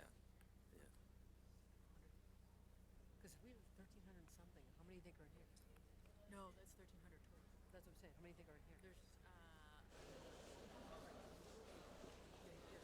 So I assure everyone that now that we know that this many people is very, very, very excited to attend town meeting on a regular basis, we will have everything set up in the auditorium to do this in real time next year. This is, I'm glad to see everyone come out tonight, and again, thank you for your patience.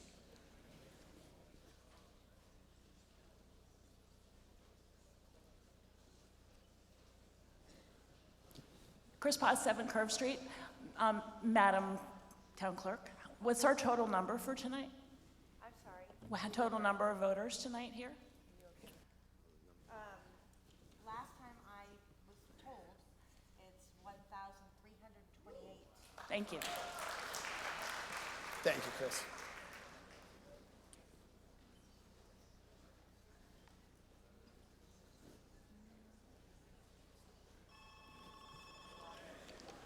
Hello.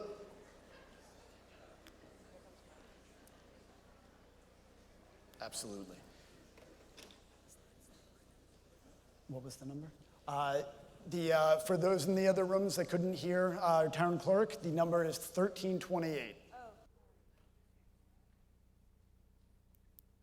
Great. So we have a full count accounting from all 4 rooms now, and I deem that the motion, the amendment does not pass. We are back to the motion on the floor. Please. Rich Holbrook, 43 Vinebrook Road. Just a quick question. If the 914,000 has now been reduced to 460, what's the number of the total appropriation that's in the current motion? I think you read the old number, not the revised number. The new, let me see that, Pete. The total appropriation is 77,148,629. Perfect. 629. Thanks. Okay. Thank you. Okay, so comments or questions on the motion on the floor?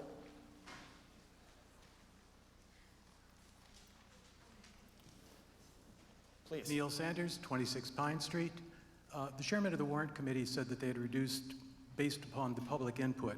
Was one of the inputs accepted that there was no need for an outside counsel for the school committee? It had been suggested at the meeting that it was required. Chris Potts discovered that there is no requirement on the state. I'm wondering if the $50,000 reduction is reflected in the number that you gave. So I'll let Ed answer that, but just to, before he does, there are differences in knowledge of legal counsels. Not every legal counsel is an expert, for example, on special education. So, you know, I think she's correct on the requirement. There is no requirement, but I'll let Ed explain. Steve basically said what I was just going to say, but we have 55,000. Before you start, we are getting a request that people at the microphones really speak loudly into the mic, Okay. so they can hear you in the auditorium. The schools have budgeted $55,000 for fiscal year '27.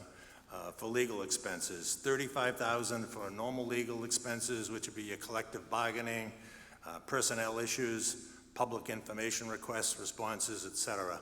Another $20,000 for special ed, and as Steve mentioned, that's addressing specific special ed laws, and you really need an expert.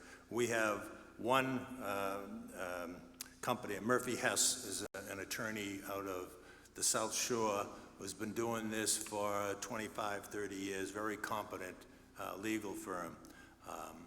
And I think that would hopefully answer your question. As Steve said, it's not, to the best of our knowledge, required by law to have separate ones, but I don't know of any district of the 351 in Massachusetts that wouldn't have both, one on the town side and one or two on the school side.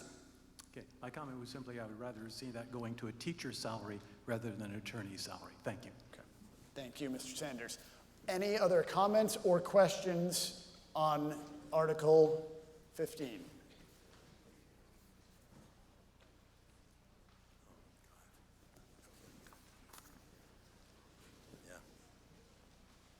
Please.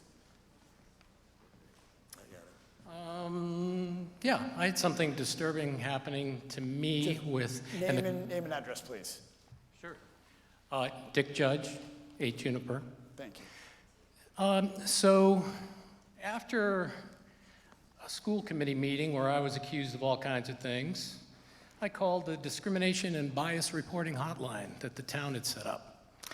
This pertains to the question just before me in regards to legal fees and what the school is spending on legal fees. Okay.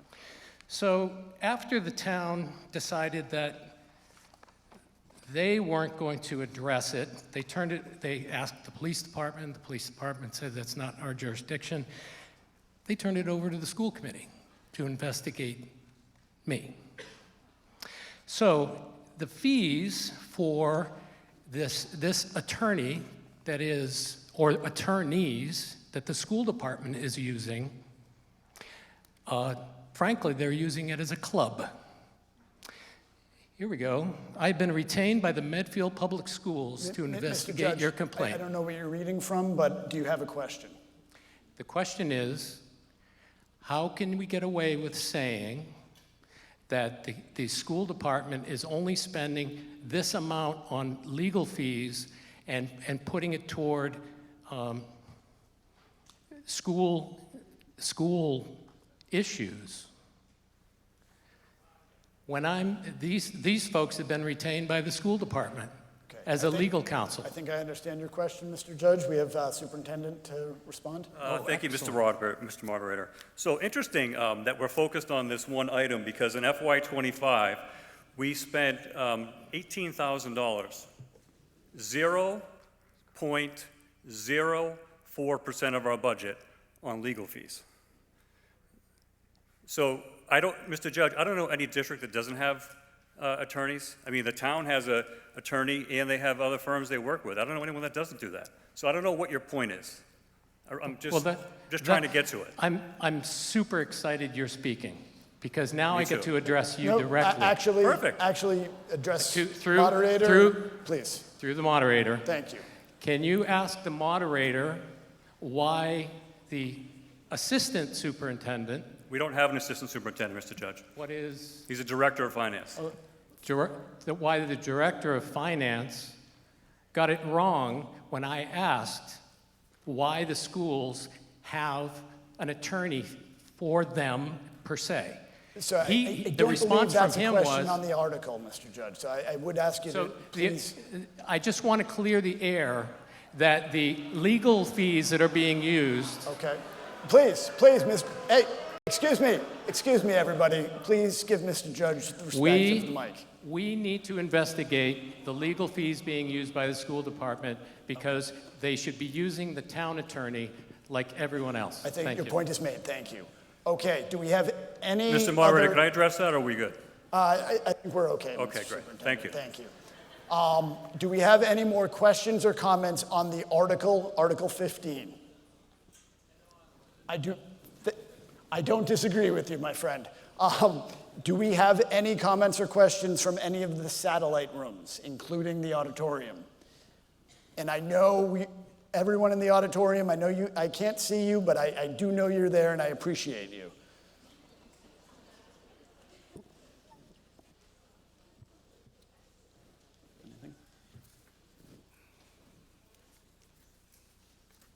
Okay. Hearing none, we will vote on the article, the positive motion from the warrant committee. This is a majority vote. All in favor of Article 15, please say aye. Aye. All opposed? Nay. I will wait for the satellite rooms, please. Hello. Okay, thank you. That was the cafeteria. I will wait for the library and the auditorium.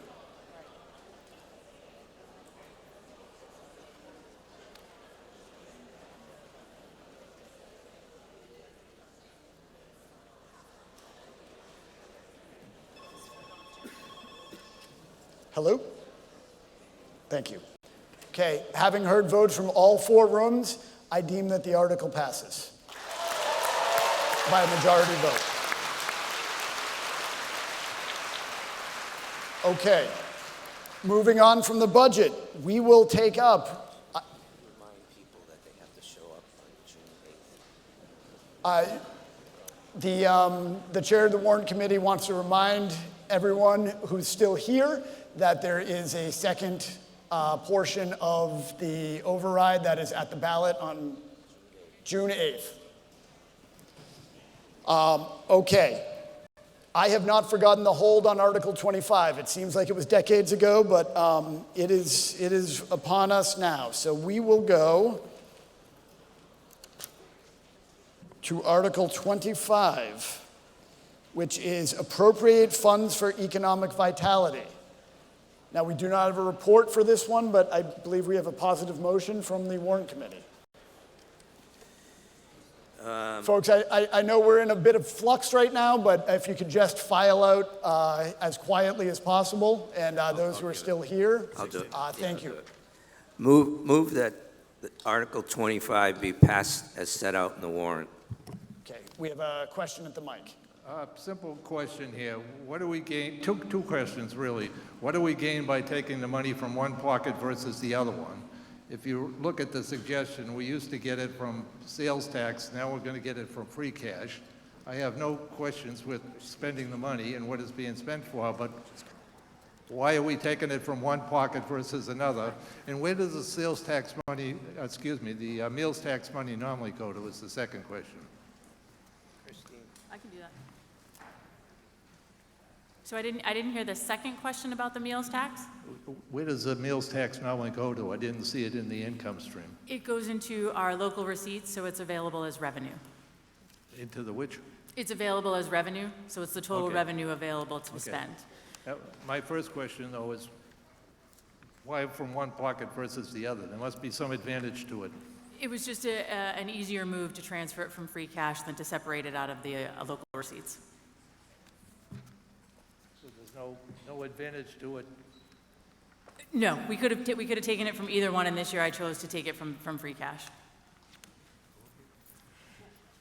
Any more questions or comments on Article 25? Okay, this requires a simple majority. All in favor of Article 25, please say aye. Aye. All opposed? I deem that the article carries. 26, which is snow and ice deficit. This is also a majority. We have a positive motion from the warrant committee. Move that Article 26 be passed as set out in the warrant. Any comment or questions on Article 26? Hearing none, I will put it to a vote. All in favor of Article 26, please say aye. Aye. All opposed? I deem the article carries. I'm actually going to point of order my own deputy moderator over there. Do we have anyone left in the auditorium that you know of? Okay, great. We can keep business going as that happens. I just want to have a good sense of who's still here with us. Article 27, prior year bills. This is a 4/5. I believe we have a positive motion from the Warrant Committee. Move that the town appropriate and transfer the sum of $19,337.30 from FY 2026 operating budget and/or other available funds for the purpose of paying prior year bills incurred in FY 25. Okay, again, this is a 4/5 majority vote. Do we have any questions or comments on the article? Hearing none, I'll put it to a vote. All in favor of Article 27, please say aye. Aye. Opposed? I deem the article carries. Article 29, Town Charter Amendment, time of elections. This is a 2/3. I believe we have a report and a positive motion from Ed Vizella. Move that Article 29 be passed as set out in the warrant. Warrant Committee report. Currently, the town election by town charter is held on the last Monday in March. This election takes place 5 weeks before the annual town meeting, which is held on the first Monday in May. There are several reasons for amending the Medfield charter to move the election to the second Monday in June. First, replacing elected officials just 5 weeks before town meeting is difficult. It is a limited time for newly elected officials to be brought up to speed on the budget process, the warrant articles, and other items that require elected officials' action before town meeting. At times, the town meeting takes action such as voting to change the moderator's term, removal of civil service, etc., that require affirmative action at a town meeting, but must also be approved at an annual town election. With the town election before the town meeting, the final action on a warrant article can take 11 months. In the case of an operating override ballot, as we are facing this year, a special town election must be called at an additional expense to the town. An operating override requires a 35-day notice from the school board to the town clerk. If the annual town election is moved to the second Monday in June, that will alleviate the need to call or incur the expense of a special town election so close to the annual town meeting. The Warrant Committee recommends passage. Okay. Any comments or questions on Article 29? Seeing none, I will call for a vote. This is a 2/3 majority. All in favor of Article 29, please say aye. Aye. Opposed? I deem that Article 29 passes. Article 16, FY 2027 Water and Sewer Enterprise Fund Budget. I believe we have a positive motion from Mr. Hunt. Move that the town raise and appropriate or transfer from available funds the sum of $3,508,966 for the Water Enterprise Fund and $2,980,450 for the Sewer Enterprise Fund as printed in the warrant report. Thank you. Are there any comments or questions on Article 16? Hearing none, I will call for a vote. This is a majority. All in favor of Article 16, please say aye. Aye. Opposed? I deem Article 16 carries, and I want to note that the folks that were left over from the satellite rooms are starting to file in now. And thank you for your patience. Article 17, transfer of surplus bond proceeds. This is a simple majority, and again, we have a positive motion from Mr. Hunt. Move that Article 17 be passed as set out in the warrant. Any comment or question on Article 17? Hearing none, all in favor of Article 17, please say aye. Aye. Opposed? I deem Article 17 passes by a majority. Article 30, authorized transfer of Castle Hill Sewer System to Board of Water and Sewerage. This is a majority. We have a positive motion and a report from Mr. Hunt. Move that Article 30 be passed as set out in the warrant. This article concerns the potential acceptance of the Castle Hill Sewer Association system, a legacy private pump station and force main serving approximately 25 homes into the town's municipal sewer system. Like many privately built systems from the 1970s through the 1980s, the infrastructure is aging and presents ongoing maintenance, reliability, and potential environmental risks, particularly where portions may lie within the public right-of-way. Consistent with standard practice, the town would only accept the system following inspection and completion of required upgrades to municipal standards, with all associated costs borne by the homeowners, estimated at approximately $13,000 to $14,000 per household and already agreed in concept. The system has recently undergone evaluation. Necessary improvements have been identified, and certain key components, including the generator, have been replaced. Acceptance would shift ongoing ownership and maintenance to the town's sewer enterprise system while avoiding the assumption of deferred capital liabilities, and would formalize control over infrastructure for which the town may otherwise bear partial responsibility. Thank you. Are there any comments or questions on Article 30? Hearing none, I will put it to a vote. All in favor of Article 30, please say aye. Aye. All opposed? I deem that it carries by a majority. Article 34, this is a sign bylaw update. There will be a positive motion from the Warrant Committee and a report from Planning Board member Teresa James. Teresa, if you can, perfect. We do the motion first, please. Sorry, Emily. Move that Article 34 be passed as set out in the warrant. Thank you, Teresa. Teresa James, 67 Harding Street. Article 34, pursuant to Massachusetts General Laws, Chapter 40A, Section 5, the Medfield Planning Board held a duly noticed public hearing on March 16, 2026, to consider the proposed zoning amendment set forth in Article 34. Notice of the hearing was published in the Hometown Weekly on February 19th and February 26, 2026, in accordance with statutory requirements.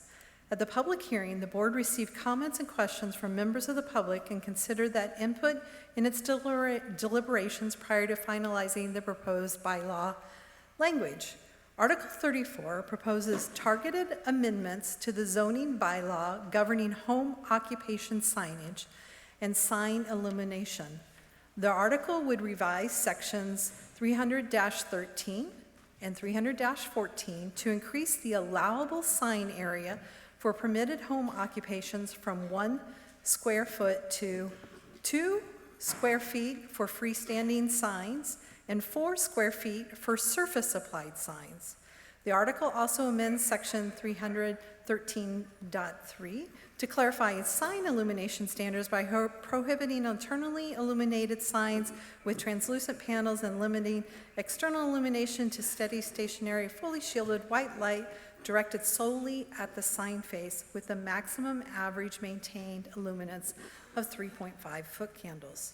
Following the close of the public hearing, the Planning Board voted unanimously on March 16, 2026 to recommend approval of Article 34. Thank you, Teresa. Any questions or comments on Article 34? Okay, I note that this is a 2/3 majority threshold. All in favor of Article 34, please say aye. Aye. All opposed? I deem that the article passes. Article 34 passes. Article 35, mixed-use zoning overlay. There will be a positive motion from Peter Michelson, and Doug Lawrence from the Planning Board will read a report. Peter? Move that Article 35 be passed as set out in the warrant. Doug, please. Hi, Doug Lawrence, 5 Lowell Mason Road. Pursuant to Massachusetts General Laws, Chapter 40A, Section 5, the Medfield Planning Board held a duly noticed public hearing on March 16, 2026, to consider the proposed zoning amendments set forth in Article 35. Notice of the hearing was published in the Hometown Weekly on February 19th and February 26, 2026, in accordance with statutory requirements. At the public hearing, the board received comments and questions from members of the public and considered that input in its deliberations prior to finalizing the proposed bylaw language. Article 35 proposes to establish a new mixed-use overlay district and to amend the zoning bylaw and official zoning map accordingly. The article would add Section 300-22 to permit mixed-use development within designated areas of the downtown and Route 109 corridors, amend Section 300-3.1 to include the MUOD as an overlay district, and establish mapped sub-districts for the downtown and Route 109 areas. The proposed bylaw establishes a special permit process for mixed-use development and adaptive reuse, with the planning board serving as the special permit granting authority, and includes associated development standards addressing building design, pedestrian-oriented frontage, buffering, parking, and residential density. Following the close of the public hearing, the planning board voted unanimously on March 16, 2026, to recommend approval of Article 35. Thank you, Doug. This is a majority vote. Do we have any comments or questions on Article 35? Please. Steve Dragatakis, 18 Hillcrest Road.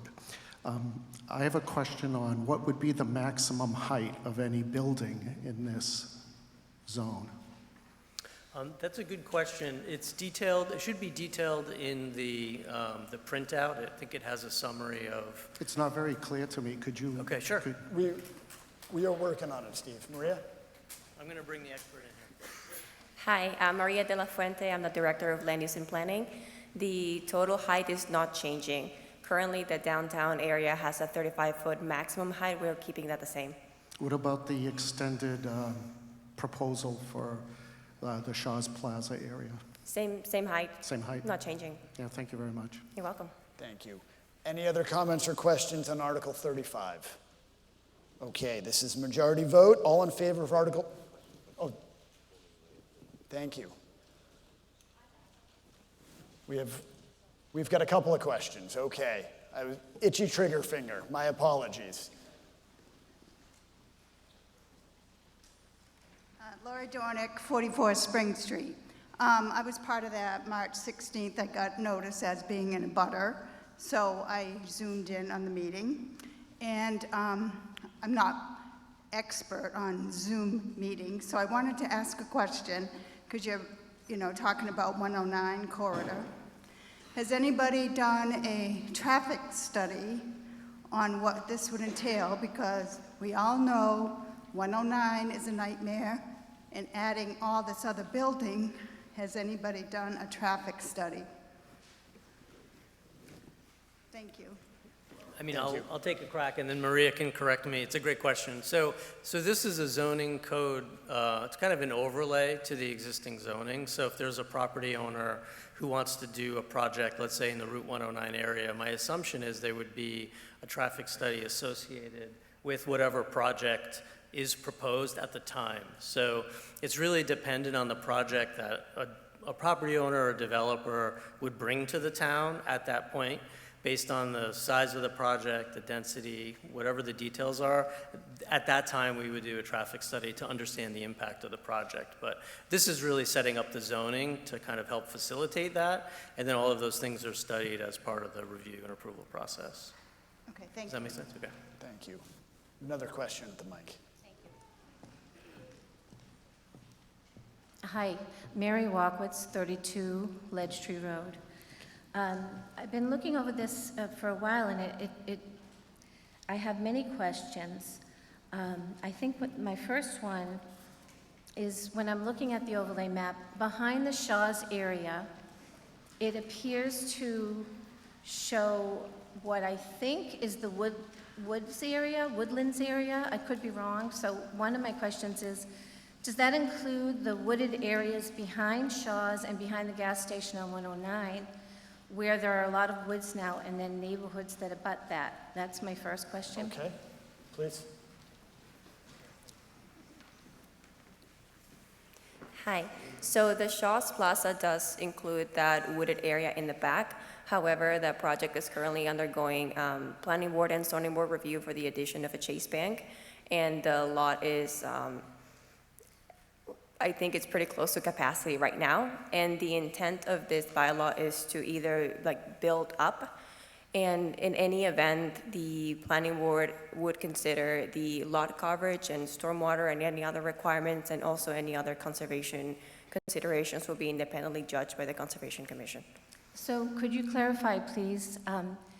So the woods that are behind that area, there's quite a lot of woods there. Is that part, looking at the map, it looks like that is part of, and I'm not quite understanding, I'm trying to, and I appreciate your explanation, but I'm not quite understanding.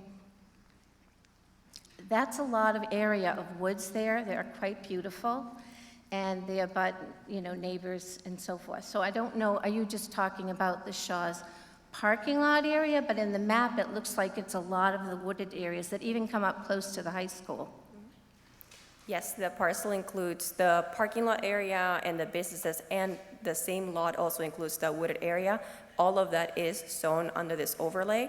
But if a project were to come forward for development, then the planning board would evaluate that, and the direct abutters and neighbors would have a chance to weigh in. Another question, am I Please. allowed to continue on the questions? Can I make a comment about what I think about what you just said, or is Absolutely, that? you're there. So I find that very concerning, because that is a beautiful wooded area, and I can only see a developer would have a party with it, I don't know how else to say it. The overbuilding could be a concern, and it would definitely affect that entire area. The other thing, as I was reading through it, that I noticed there's a lot of reference to need for off-site parking, shared off-site parking, even a reference to stacked and valet parking. So I started to be concerned about what size of developments we're talking about. I know you're talking about height, but what are we talking about? And then, so that's another question. Like, why would we need valet and stacked parking and those kinds of things, like in Medfield? I think we have your question, ma'am. Okay. Was that the? Yes. So that's another. Thank you. Yes, so the planning board has chosen to make this article or this zoning code a special permit, which means that the planning board has a lot of jurisdiction and power over what is being proposed. We try to keep the parking options open, and at any given point, the planning board will be making a case-by-case decision on if the parking is sufficient or not. And to make this determination, the planning board would rely on a peer review traffic consultant. But we just wanted to make sure that we had options open. And I do want to point out that the dimensional requirements, like the height and the lot coverage, is not changing very much. So how much you can develop wouldn't be very different. The only thing we're allowing is for the possibility of mixed use. That's the major change here. Ma'am, we have another comment at the no mic, so I'm going to go over to there, and if you still have a question, please. Can I ask another question? Absolutely. Okay. Hi, Donna Dragotakis, 18 Hillcrest.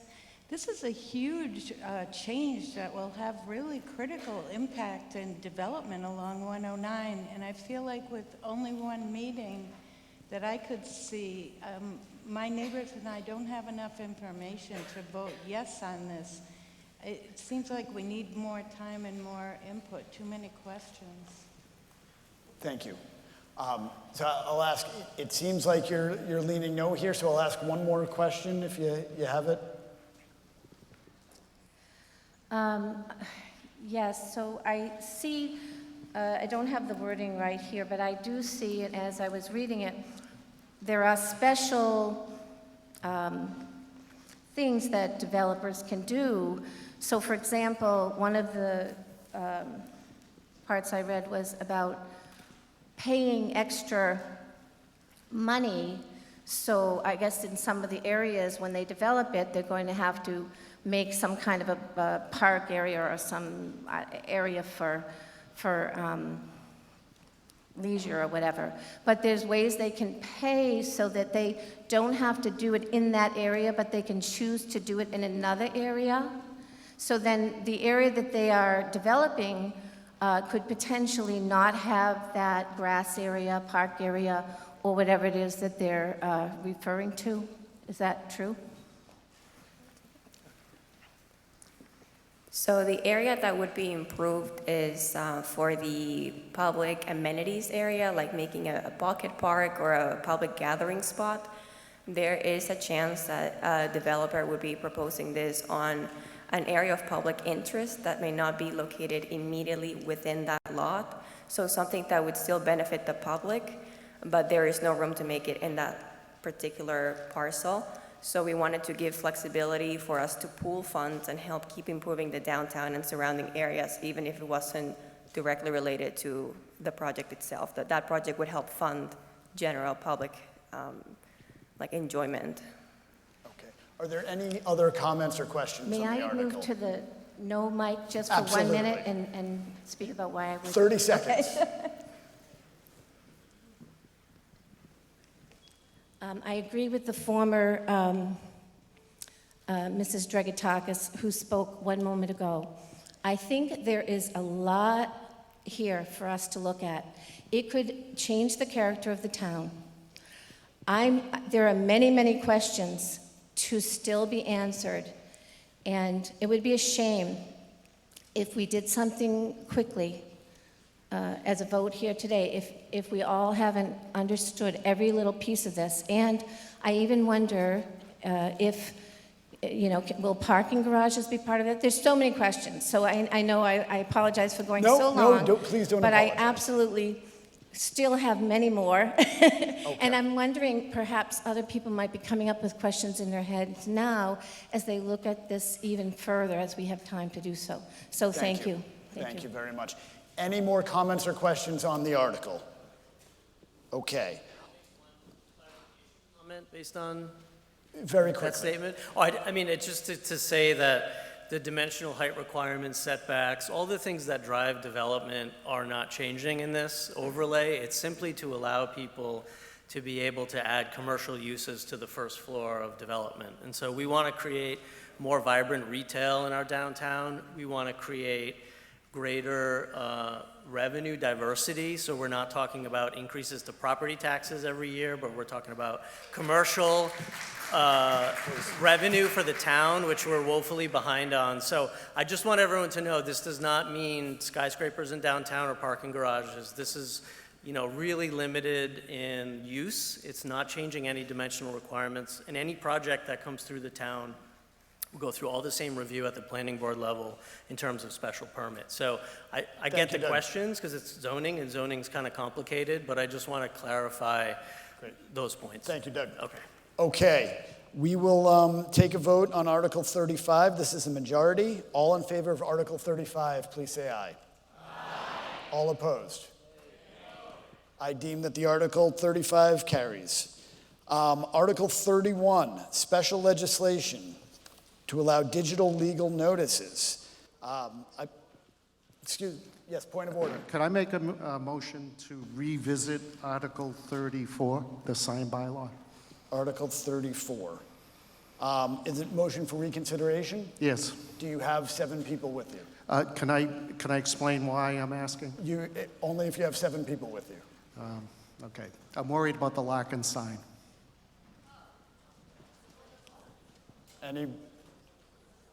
Okay.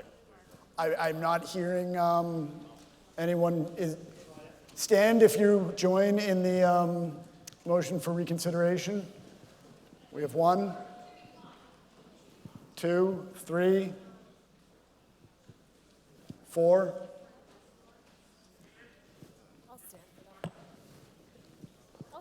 You are? Okay. 5. Okay. We have a motion on the floor to reconsider Article 34, which is the sign bylaw update. 30 seconds.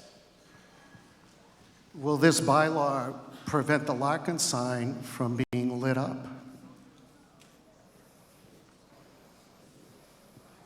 Teresa? The liquor store, yeah.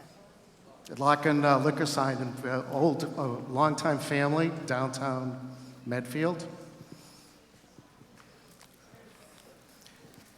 And if we can amend to exclude that. We don't have a motion to amend on the floor, sir. Teresa? Maria?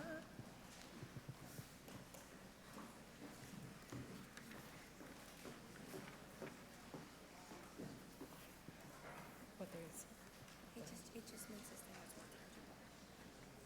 We've never aligned to I can ask him. Okay.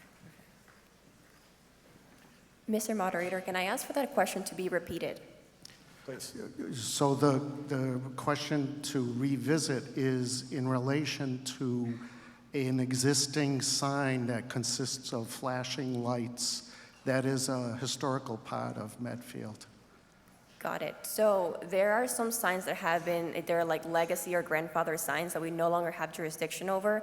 This would only apply for new signs. And we currently do not allow any flashing signs or any fluorescent or internally illuminated signs. We have pretty tight standards around lighting. So the existing sign is grandfathered. Correct. I remove my motion to reconsider. Okay, but I do note that you had folks standing with you. Is anyone still wanting to reconsider the motion? We're all good? Thank you very much. The reconsideration is rescinded. Thank you. Okay, we are moving on to Article 31, special legislation to allow digital legal notices.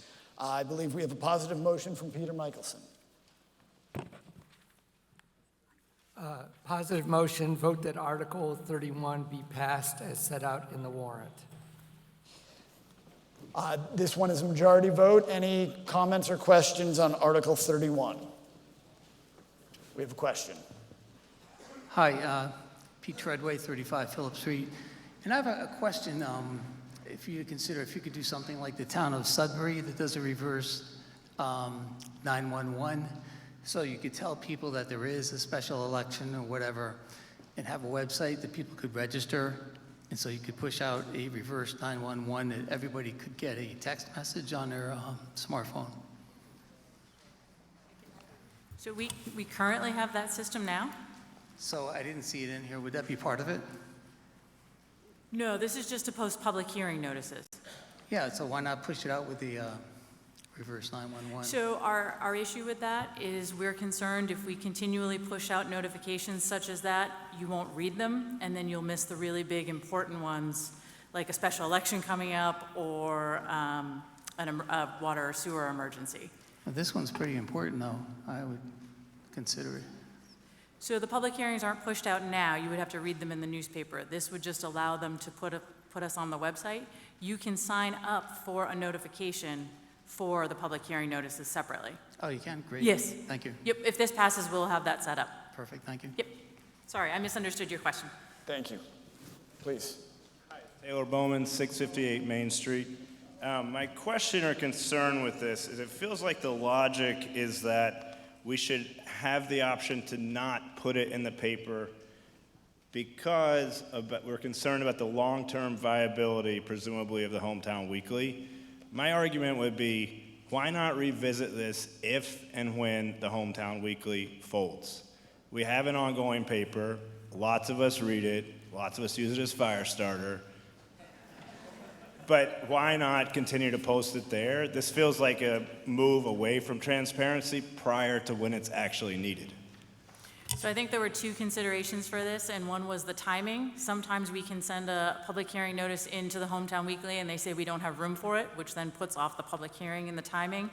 And this was identified when we were first looking at budget cuts of where we could save money in the budget, and we spend about approximately $16,000 a year on legal notices. It feels like there's enough goodwill at the Hometown Weekly for them to do us a solid and put this in there. I'm going to CC you on my emails to them. Yeah, I mean, like, that's the whole point. If you don't put this kind of stuff in there, it should die. Thank you, Taylor. Chris. Chris Potts, 7 Curve Street. So I will tell you that the tricky thing with public hearing notices is that you can put a public hearing notice in the newspaper, but because a public hearing overlaps with a regular public meeting, you don't actually have to publish the meeting notice until 48 hours in advance. So I can go to the Hometown Weekly, I can go and cut out the public hearing notice, but I cannot find that same meeting until 48 hours in advance of the actual meeting. So there's a gap there. So my question is, and I've brought this up in the past, but if we were to go this route, would there be a commitment to make sure that as soon as we publish a public hearing notice, that it goes on the town event calendar immediately so that people can access it within that 10-day period that you have to post a public hearing notice? Absolutely. Okay. And I know you'll keep us honest. Yes. Thank you. Thank you. Please. So my concern is Name and Mary Walkowitz, 32 Ledge Tree Road. Thank you. And my concern is similar to the questions that were just asked. I think to encourage transparency and accountability and civic participation, that, obviously adding the online version is a great idea. I was looking at where there's some amendments, and I'm not sure how to go about telling you what I had in mind, but I'd like to do so in a moment if I could. So I came to the question mark here because I have a potential amendment, but the reason for that is that think about how many times tonight the Hometown Weekly has been mentioned in relationship to town politics and what goes on in town. It's been mentioned by looking for volunteers for the celebration. It's been mentioned for writing, all kinds of things. There are many people in this town that read that paper every week, and as was just said, cut it out, put it on your fridge, reread it again, highlight it, hold it. And some people prefer to go to the digital format. You said you had an amendment? I have, yes, but I just didn't want to go to it without stating that I think that it would definitely affect transparency and viewability for many people in this town who aren't necessarily onto the website. So the you will have a amendment. chance to speak in favor of your amendment after you offer it, so Okay. please. Thank you. And again, I think the electronic version is great, adding that in. So the amendment, I'm looking at the wording in the article. And so section 2 says, currently,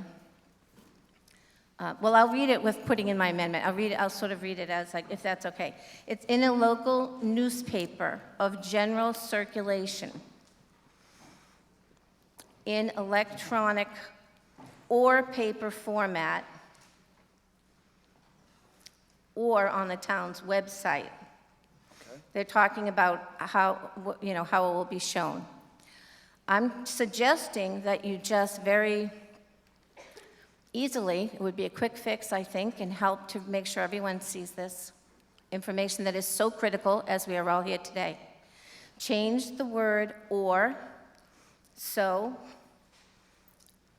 in a local newspaper of general circulation, electronic and paper format, and change the second "or" to "and," so changing both those "ors" to "and,"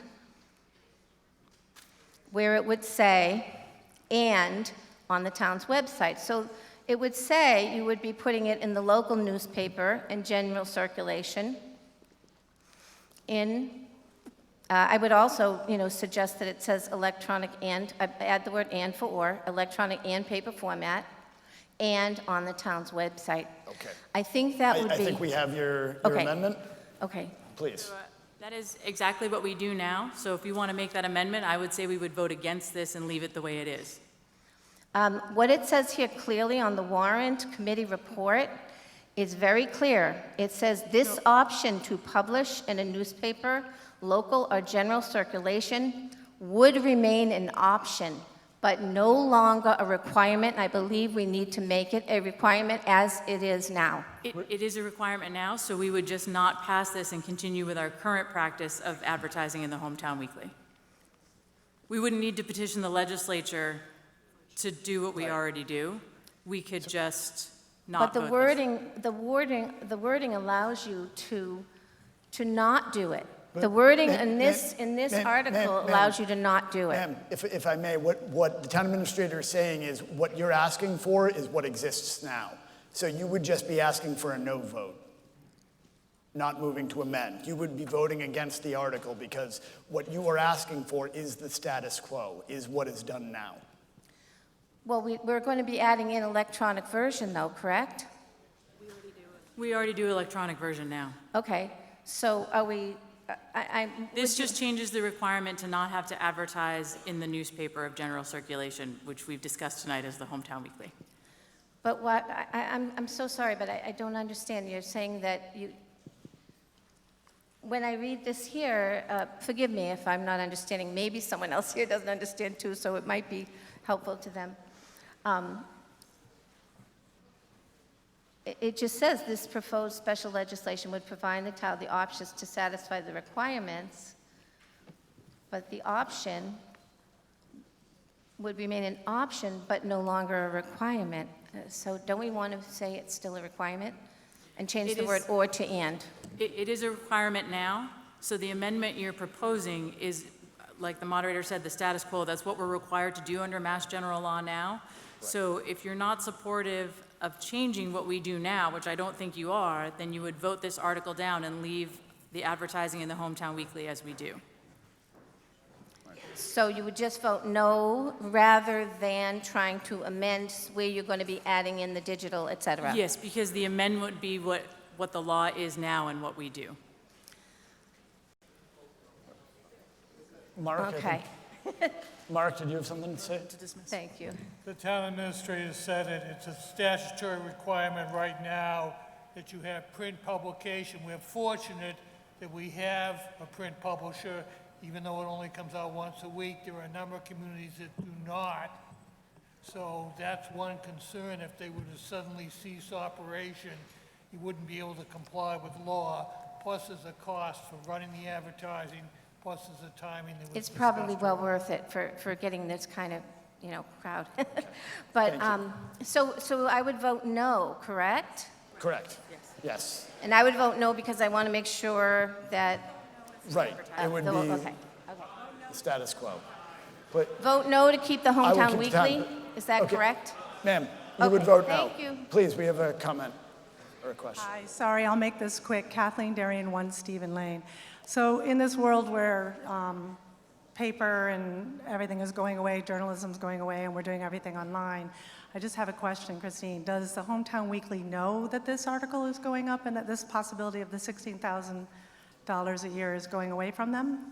Well, I would assume the Hometown Weekly is covering town meeting and the articles that were before them, so, but I have not spoken to them directly. Okay. And for clarification, Hometown Weekly is not the only paper that we advertise. Because of the requirements, sometimes we have to advertise in the Globe or the Metro West Daily News. I see. Okay. Yeah. I was just asking because they've always been really good to me in my events, but I understand that $16,000 is a big ticket item. Yep. So thanks. I just wanted a question. You're welcome.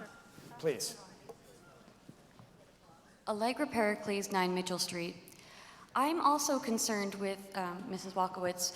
I do believe that internet is not a public utility, and I think that we should have the word "and" because it is very confusing to me that we are expanding with this proposal, adding to the digital space, but you're asking us to vote no in order to keep it in the Hometown Weekly, which is how I learned about other meetings this year, how I got involved activism-wise in this town, going to meetings. I only know about this through the paper that's on my table. But Ms. Pericles, So I'm voting confused no- why we can't just write "and," because we want to put it online and we want to have the weekly. Because that would be making an amendment to make the the law what the law is, which is not what we do at town meeting. So if you vote no, the law stays what it is and does exactly what you want it to do. Well, If you you vote also to want to amend- make it so that we can have notifications, right? I believe. We already do that. You can sign up on the website. Yep. Okay, thank you for clarifying. You're welcome. Okay, thank you so much. Not a problem. Nancy. You'll be happy to know I'm not asking a question. Nancy Sterling, 21 Hospital Road. I think we should keep it as it is. It's important to have a community newspaper, as others have pointed out. Many communities don't have that. The town should be supporting it through revenue, and no, I have no connection to Hometown Weekly. But we need as many options as possible for people to learn about what's going on in town. So I would vote no. Thank you. Okay, any more comments or questions on Article 31? Okay, hearing none, we will go to a vote. This is majority threshold. All in favor of Article 31, please say aye. Aye. Opposed? No. I'm going to ask for a show of hands. All in favor of Article 31, please raise your hands. Okay, hands down, please. All opposed, please raise your hands. I am going to ask for a standing count.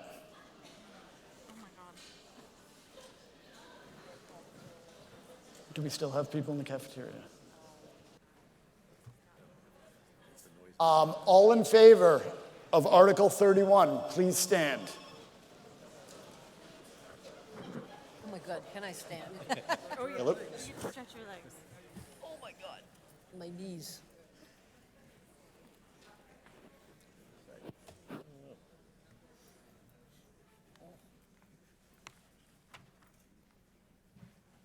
We're doing everything tonight. We're going to have a little vote down here. Ballot.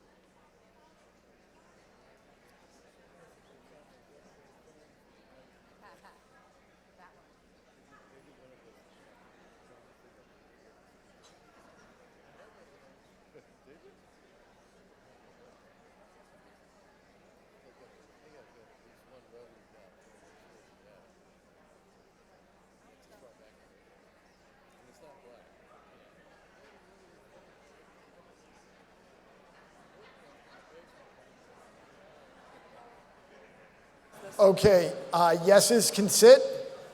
Noes, please stand.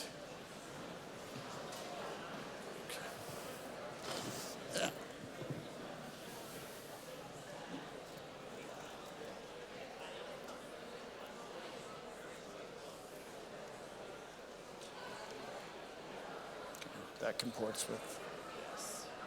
Yep. Fayed, was this yes? That was 91 yes. Yep. All right, so we need to add up.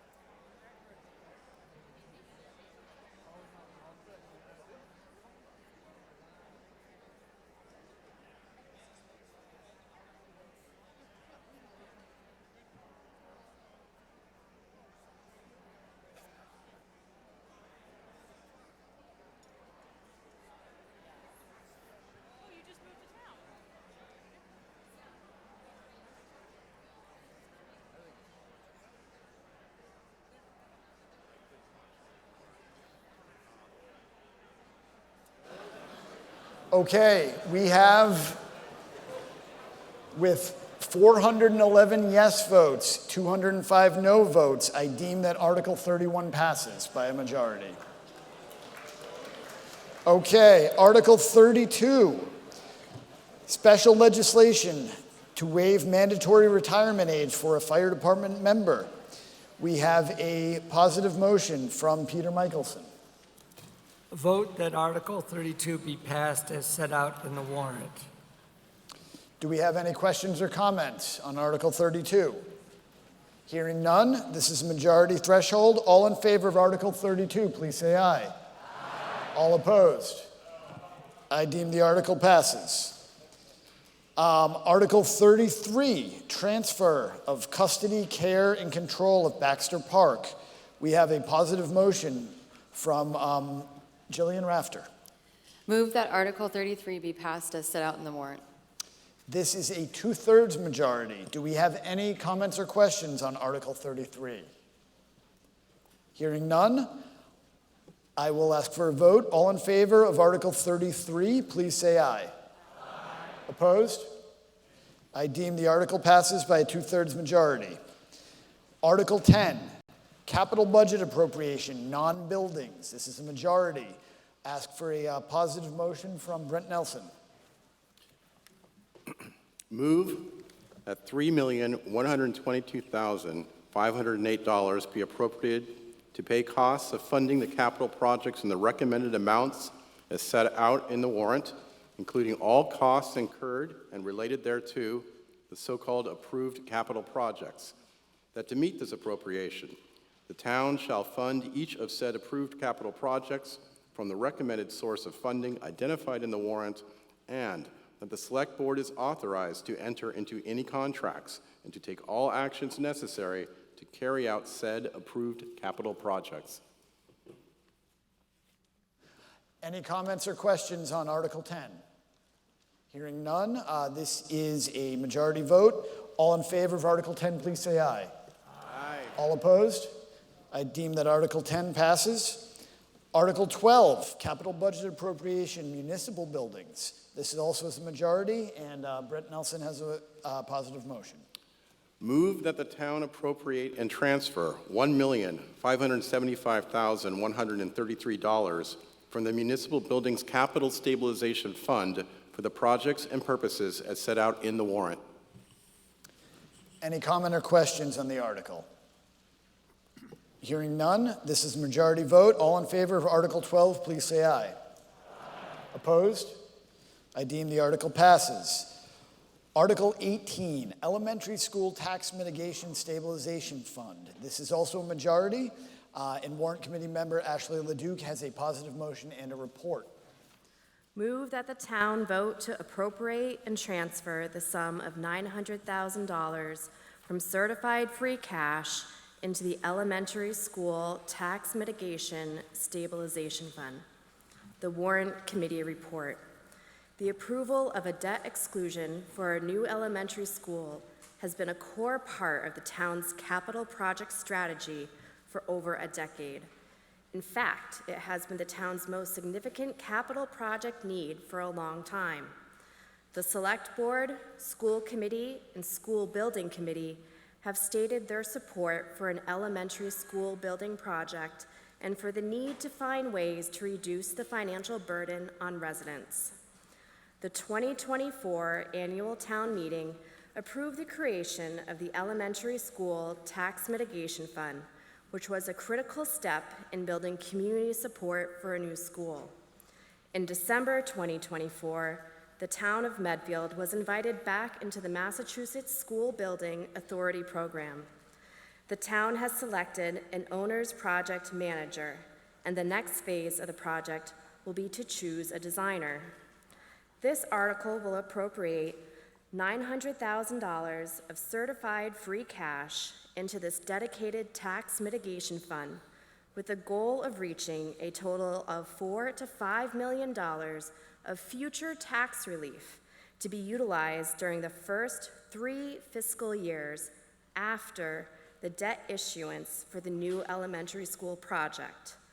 The Select Board has also identified the proceeds from existing and future land sales as an additional source of funding. The current balance of the Elementary School Tax Mitigation Fund at December 31st, 2025 was $1,952,977.01, and the balance of the sale of land fund is $450,000. Thank you. Any comments or questions on Article 18? Please. Steve Dragatakis, 18 Hillcrest. Can the Select Board identify the sales areas, the land sales areas? That was the Hinckley South property. And that was it? Yep. Thank you. Any more comments or questions on Article 18? Hearing none, this is majority vote. All in favor of Article 18, please say aye. Aye. Opposed? I deem the article carries. Article 19, appropriation for literacy curriculum.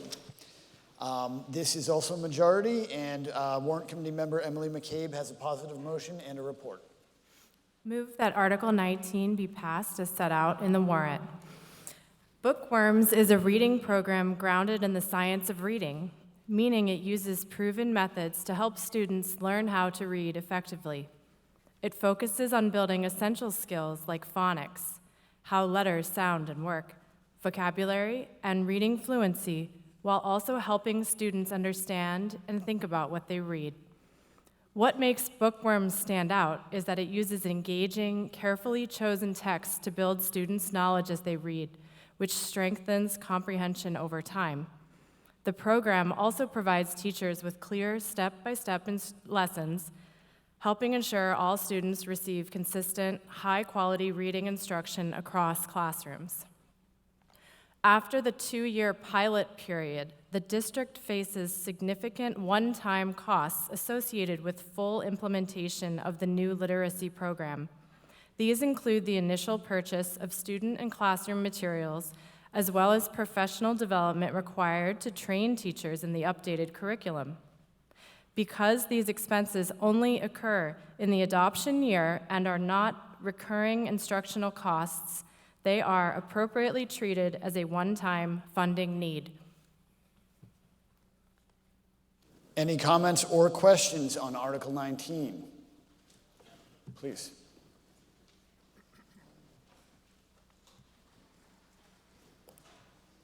Hi, Pete Treadway, 35 Phillip Street. Is this endorsed by Jeffrey Marston and the school committee, or who's behind this? Who is the Yeah. submission authority? Yeah. I believe this is the school committee. So if you look at, the reason I ask, if you look at Google and the reviews, there's a lot of negative comments about this from teachers saying that the curriculum is too rigid, and, having, raised a child in this town and looked at the homework assignments and go to Dr. Google and finding the answers, not good. So I'm just wondering, has anybody fully vetted this? Seems like it's a I think I project hear to your me. question, sir. Anyone from the school committee want to address? Or Superintendent Marsden, please. Thank you. Thank you, Mr. Moderator. Is the question about bookworms itself, or I couldn't hear over there? I'm concerned about the vetting of this particular product. How long has it been in the school, and how many classes have used it, and what kind of reports have come out of it? Sure. So we did a 2-year pilot with 4 different programs. We were trying to see what the best program was to fit our instructional model within the schools. And bookworms came to the top after teachers did the pilot and taught many lessons for over a series of 6 to 8 weeks. And went through that process. The kids loved it, teachers loved it. That was their #1 choice unanimously. It is only used in one other district in Massachusetts, but it is used in other districts in Connecticut and other places. I mean, the beauty of it is it allows kids to read novels. So they're not reading just, anthologies with a few stories in it. They get to read entire novels, especially when we get into 3rd, 4th, and 5th grade, where they're reading many novels a year. Also, as a caveat, we did apply. The state is offering grants now to change your reading curriculum. We have applied for that grant, and we'll find out at the end of June. If we are successful, we'll get $91,000 from the state to offset the cost, and we'll return whatever's left over back into free cash. So you're sold on this product. I can remember when you had iPads, and overheads, and then that was ripped out of the classroom, and you also made it standardized on many different PCs before you standardize on Google Chrome. So is this another pie-in-the-sky project, or does it have real, No, actually, the state is really making us change all of our curricula. So we've used Lucy Calkins' curricula for many years, and we have Foundations, which is a phonetic-based, phonics-based program, and then we have Lucy Calkins, which was a balanced literacy program of reading and writing. The state is now going to take that away from all districts and make us use the science of reading, which is why we chose this particular program. Thank you. Can students access this program outside the classroom, or is it only inside the classroom? Yeah, so the lower grades, K1, 2, and 3, there's no consumables, so there's a lot of, they'll have the trade books to take home with them, so they'll be doing that program at home if they need to for homework. And then 4 and 5 will have consumables and the trade books as well. Thank you. Thank you. Ms. Darian. I have a question for Dr. Marsden, too. Kathleen Name and Darian, address. 1 Stephen Lane. Sorry. Thank you. Sorry, Rick. I think you might have answered part of my question, but it's been a couple years since I taught. But is this the one, Bookworms by Dr. Sharon Walpole? Is that the one? Yes, And that's open resource, right? it is. So what will the money be going toward then?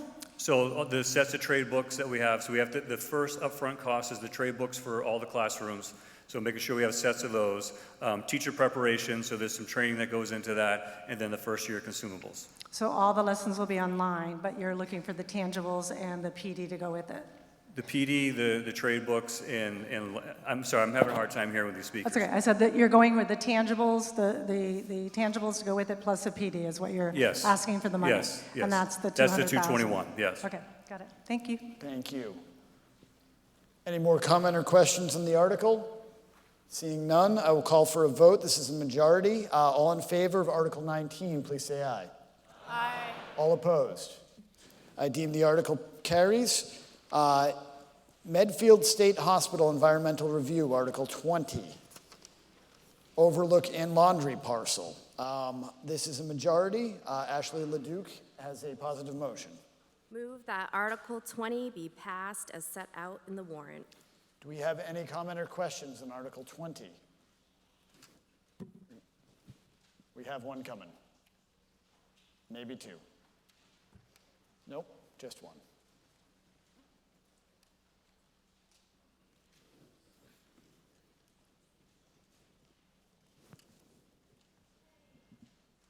Hi, I'm Sean Fitzgerald from 4 Clayton Street. I think that the development is not necessary because we're developing a lot of other properties in town, and we have a lot to lose from developing this particular one. It will impact the scenery of the Hospital Hill area. It'll impact the sledding hill. I urge you to look at page 67 in your booklet. Sir, I'm sorry to interrupt, but I think you're speaking on Article 23. Yeah. So, oh, sorry. That's well, okay. That's embarrassing. Okay, bye. Nope, not at all. Why don't you sit close by? We'll get there shortly. Anyone on Article 20? Okay, hearing none, this is majority. All in favor of Article 20, please say aye. Aye. Opposed? Hearing none, article carries. Article 21, Medfield State Hospital Maintenance and Security. This is also majority. Ashley Leduc with a positive motion. Move that Article 21 be passed as set forth in the warrant. Any comment or question?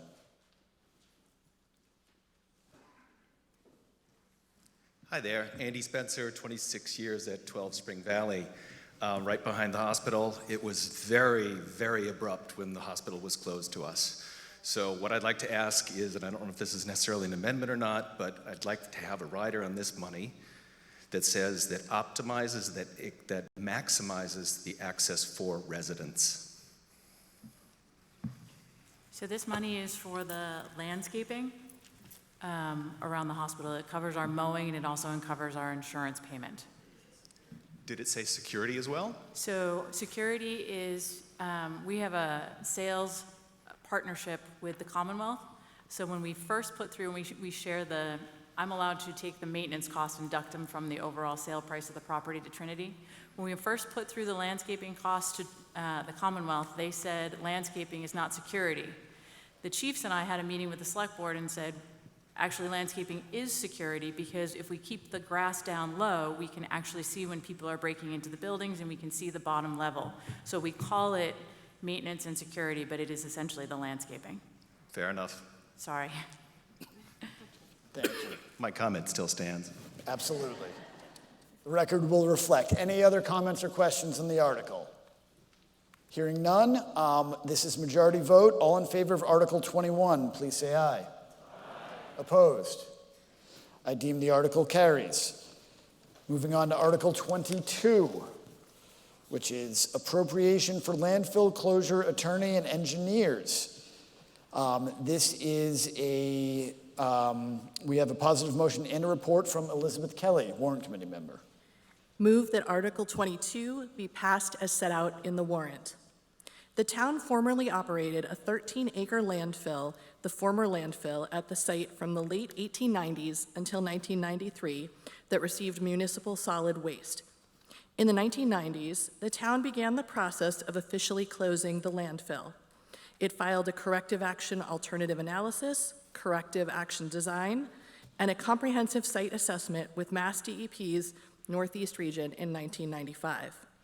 Although the landfill closure was not formally completed under 310 CMR 19.140, the town, in partnership with Apex Companies, formerly Environmental Partners Group, has performed quarterly landfill gas monitoring and semi-annual water quality monitoring at the site. The town seeks to formally close both sections of the former landfill pursuant to Mass DEP's regulations at 310 CMR 19.140 and has engaged both an environmental attorney and engineers to complete this work. The town believes that the geomembrane capped portion of the site is well suited for solar use, and accordingly, the town would like to pursue the formal closure of at least that portion of the former landfill as soon as possible. The town is currently awaiting a formal response from Mass DEP on the next steps in the process. The former landfill has been identified as a potential source of additional revenue for the town. Thank you. Any comments or questions on Article 22? This is a majority vote. All in favor of Article 22, please say aye. Aye. Opposed? Deemed that the motion carries. Article 23, appropriation for Medfield State Hospital Engineering, Parcel B. We have a positive motion and report from Jillian Rafter.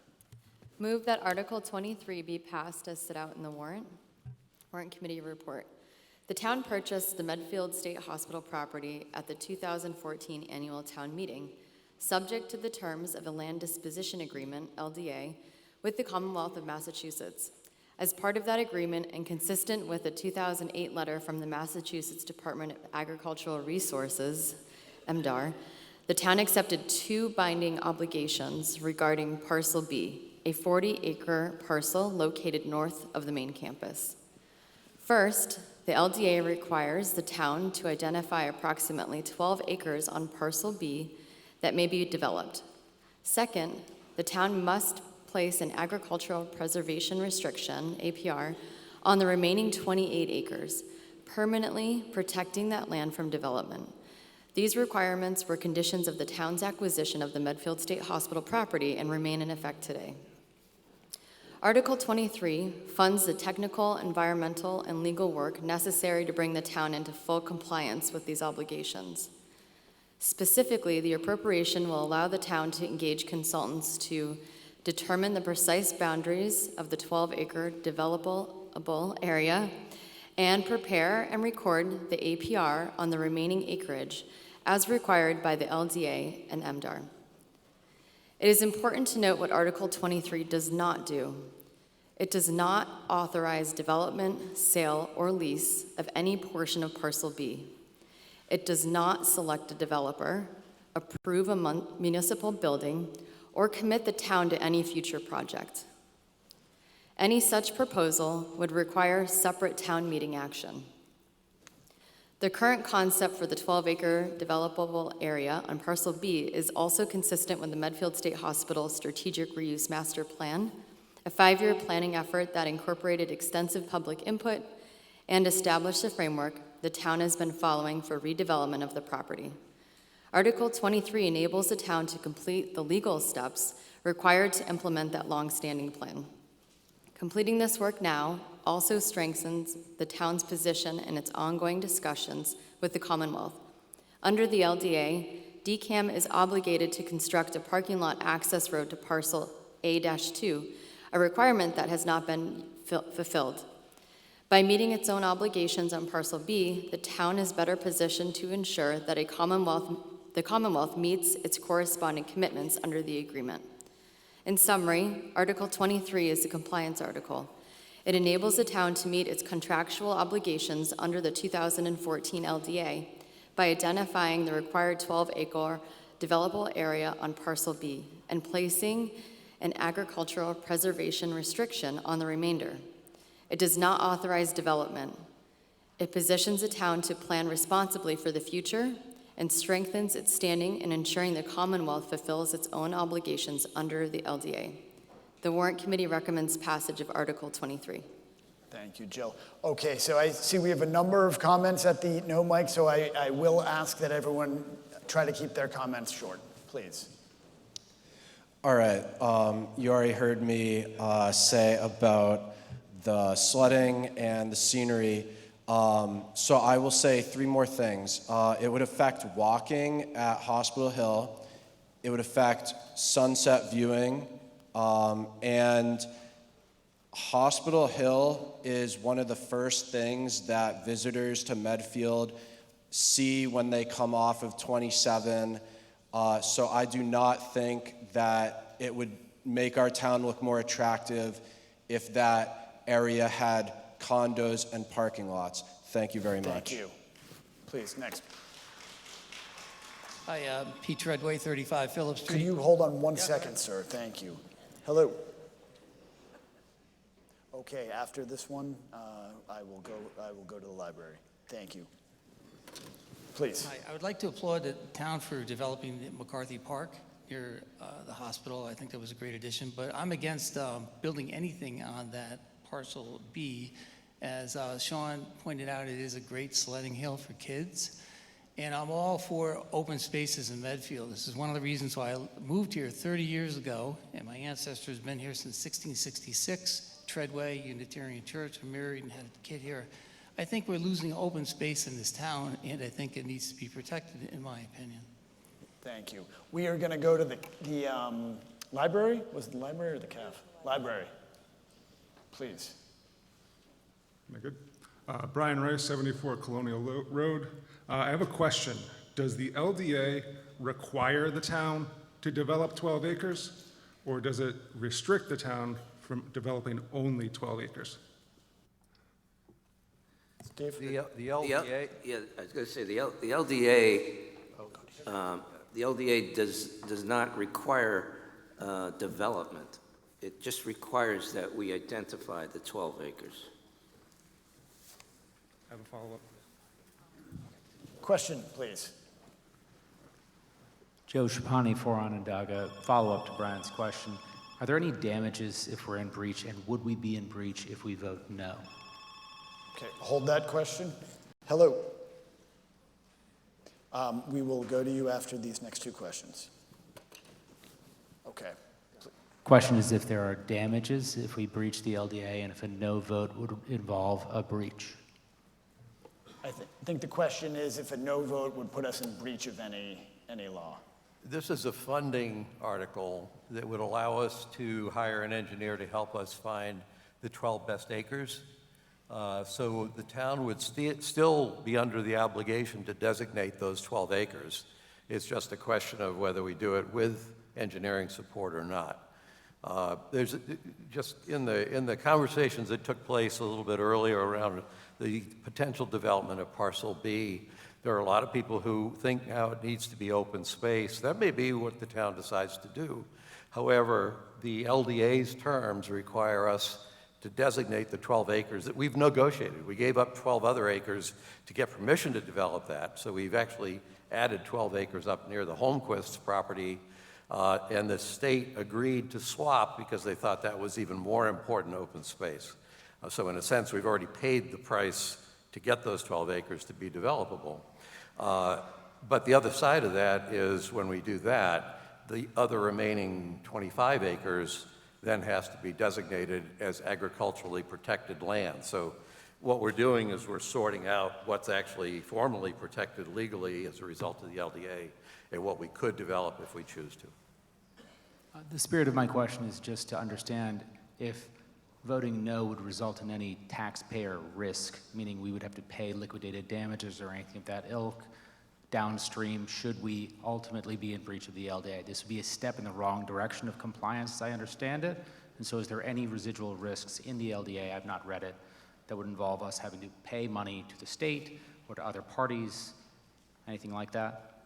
I don't think there's that kind of risk. I think actually there's a long-term legal provision that if we fail to do this, and we should understand we and the state both have had an interest in not actually nailing this down for some time. So we have, even though the formal requirements had a time limit, we both, it's been in our mutual interest to let that remain unresolved for a while.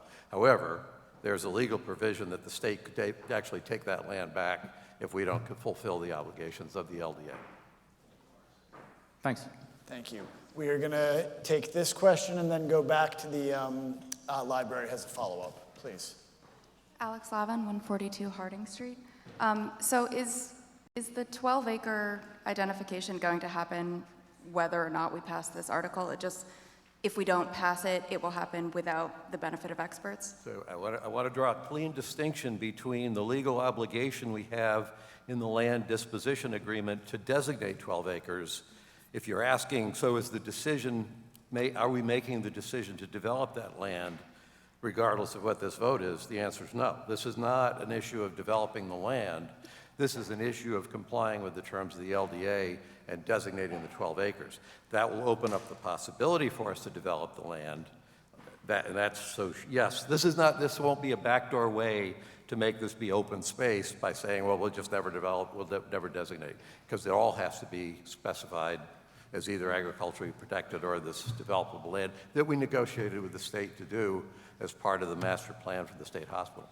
So regardless of what anyone thinks about development, whether or not this article passes, 12 acres have to be designated. Has to be designated, and then it's up to the town to decide whether or not that land is developed. Okay, and if we don't pass this article, it will still be designated, we just won't have the benefit of experts to help us with that designation. That's the way I would put. There's a reason we were hoping, and let me tell you, just to clarify why, there are a number of issues around the land itself. There's historic sites on the land. There's water, wetlands. There's certainly forested lands. I know people have talked about developing the sledding hill. I could tell you whether, even though it's not regulatory, it's very clear, and it's been very clear from the top, that the town has absolutely no intention of developing the sledding hill. So what's come up through with some of the people who have advocated for keeping it as open space is it has to do with view sheds. They'd like it not to be something that's predominant. So I think if we were to ever move ahead, it would be a combination. The 12-acre designation will for sure keep us out of regulatory trouble and will codify certain of the concerns that the town has around preferences that the town has for how to use the property. And we would wind up with 12 acres that meets as many of those requirements as it could. Then that maybe we will, or maybe we won't develop the land. That's a big economic question for the town. Thank you. We will go back to the library, and then we'll go back to the no mic. Library, please. Yeah, Brian Rice, 74 Colonial Road again. I continue to have questions because, to me, the statements that are being made orally do not agree with what's written in the Warrant Committee report. I think I've heard Selectman Murby say that the town indeed does have an obligation to identify 12 acres that must be made available for development or could be developed. But the Warrant Committee report says the 2014 LEA included a condition that the town restrict any development of parcel B to only 12 out of 37 acres. I don't know which is right, so that's my question, because to me, the Warrant Committee report as written does not create an obligation to identify 12 acres. It just says that if acreage is identified for the development, it can only be 12 acres. So I would still like a clear answer on which it is. So just a quick response. I think the Warrant report refers to the terms of the LDA.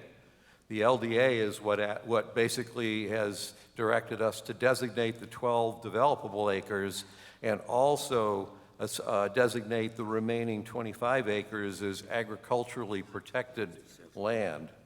And what I thought you said in the very first part of that comment, it was that somewhere in there it said we must develop the land. It's like, no, we are supposed to designate the 12 acres as part of the land disposition agreement, and then also establish the remaining 25 as agriculturally protected land. Great. Can I Steve? I just want to clarify, the warrant report that's printed in the warrant was not the one that was read. We read a much longer version, which made it clear that it was required. Okay. We are going to go back to the no mic. These folks have been waiting a long time. Please. Sergio Sher, 14 the Paddock Lane. I've been living in Medfield for 25 years, and my son grew up here. We can designate 25 acres, but what for? 12 acres, sorry. But what for? I'm against development there, absolutely. We will develop the hospital grounds. So I think that this notion,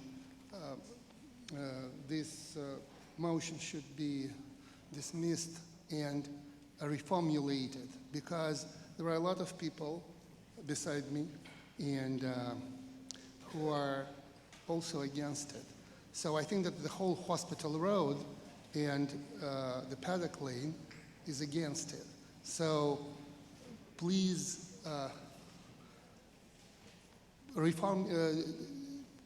put it in different wording, because we're all against development there. I understand we need to designate this 12 acres, but it should be in the wording that we will not develop these 12 acres, that there will be no houses, condos, or townhouses there. That's it. Thank you. We'll take another no, and then we'll go to you in the yes mic. Thank you. Ted Kimball, 5 Niantic Street. 3 areas, just briefly. First of all, certainly conservation of greenland is a big part of what I would look for in Medfield, given the fact in the 20 years that I've been here, we've been apparently losing percentage of our trees and our green space in this town. It's changing the way in which the town is perceived. Second, there is no apparent mandate to go out and spend $50,000 on engineering. I obviously have nothing against professional services, but there certainly is a need in the town to look to specifically identify what is a necessary expense. We just agreed on an override proposition of over $3 million. We just authorized in capital a $330,000 street sweeper. This $50,000 is not mandated now. We could go a number of different ways in order to define 12 acres and not develop any of the 37 acres. Lastly, I don't see any reason for us to be worried about this if it does not put us at risk with regard to the LDA, because we've had 3 different opinions so far, and none of them seem to indicate that that's a problem. Thank you. I'd vote no. Thank you. My name is Bill Massaro. I live on Evergreen Way. I'm a butter of the hospital. I've been a butter of the hospital for 50 years. Many of you may know that I'm responsible for getting the overlook built. I won't make apologies for that. I'm also responsible for the land disposition agreement. I was on the committee that signed the land disposition agreement. I was an advisor for the master plan committee. You should understand, I am not in favor of development. I'm not arguing in favor of development, nor am I arguing against development. What I'm here to try to give you some more background is what the land disposition agreement requires. Land disposition agreement for parcel B requires the town, basically the concern, both the state and the towns, was to save as much of parcel B from development as possible and to put it under an agricultural restriction. The town was allowed to have 12 acres for town use, whatever the town and the town's residents decided. It was not mandatory that those 12 acres be built on. It was not mandatory that those 12 acres be left alone. The intent was that should at some point the town find a need and if the residents agreed to it, that the 12 acres would be developed. For example, the master plan talked about making it a potential site for the new Park and Rec. Not that Park and Rec needs a new facility or anything else, of course, since the PATH Center is doing so well. But the idea was that, gee, that would be a great place, given its proximity to McCarthy Park and everything else, for the Park and Rec facility. Now, it didn't happen. Bill, I'll ask you to wrap up your point, please. Okay. If you want to, the requirement of, if we don't do the 12 acres, identify them, not build on them. But if we don't identify those 12 acres, we're at risk of losing the rest of the entire parcel, the whole parcel. We're talking about something in the neighborhood of what? Roughly 30 acres. That's the sledding hill. That's all of the nice little views that you have, the places where you like to watch the sunset and everything else. The state, with 90-day notice to us, can take that property back. And we've already paid for it. Thank you. So please keep that in mind. Okay. All right. We are going to take the 2 questions. We will go back to the no mic, but when we do, I appreciate that many of you have been waiting. I would ask you to keep your comments to anything that hasn't already been said at the no mic. Please, question. John Merck, 37 Pine Street. If and when the 12 acres are identified, you said that the town would decide what development took place there. By the town, do you mean the Board of Selectmen, or do you mean a future town meeting? Actually, maybe there's a two-part question to that. If the town decides that it wants to use the land for town purposes, let's take an example. Let's say somewhere down the road, the schools need a new site, and they, for whatever reason, think that's a great place to be, then it's already town property and it could be used in that way. I think what you're probably talking more of is, could the Board of Selectmen or Select Board decide to develop the land and just develop it? And the short answer is no. The people who have authority to determine whether or not this land will be developed are all of you who show up at future town meetings and either will or won't authorize the Select Board to dispose of the land. So the Select Board can't do anything with land until you hear, if you're going to sell it or lease it. You can't do that without being authorized to do that for specified purposes that either could be general or specific. And typically, you are asked to do that when you know what it is we plan to do.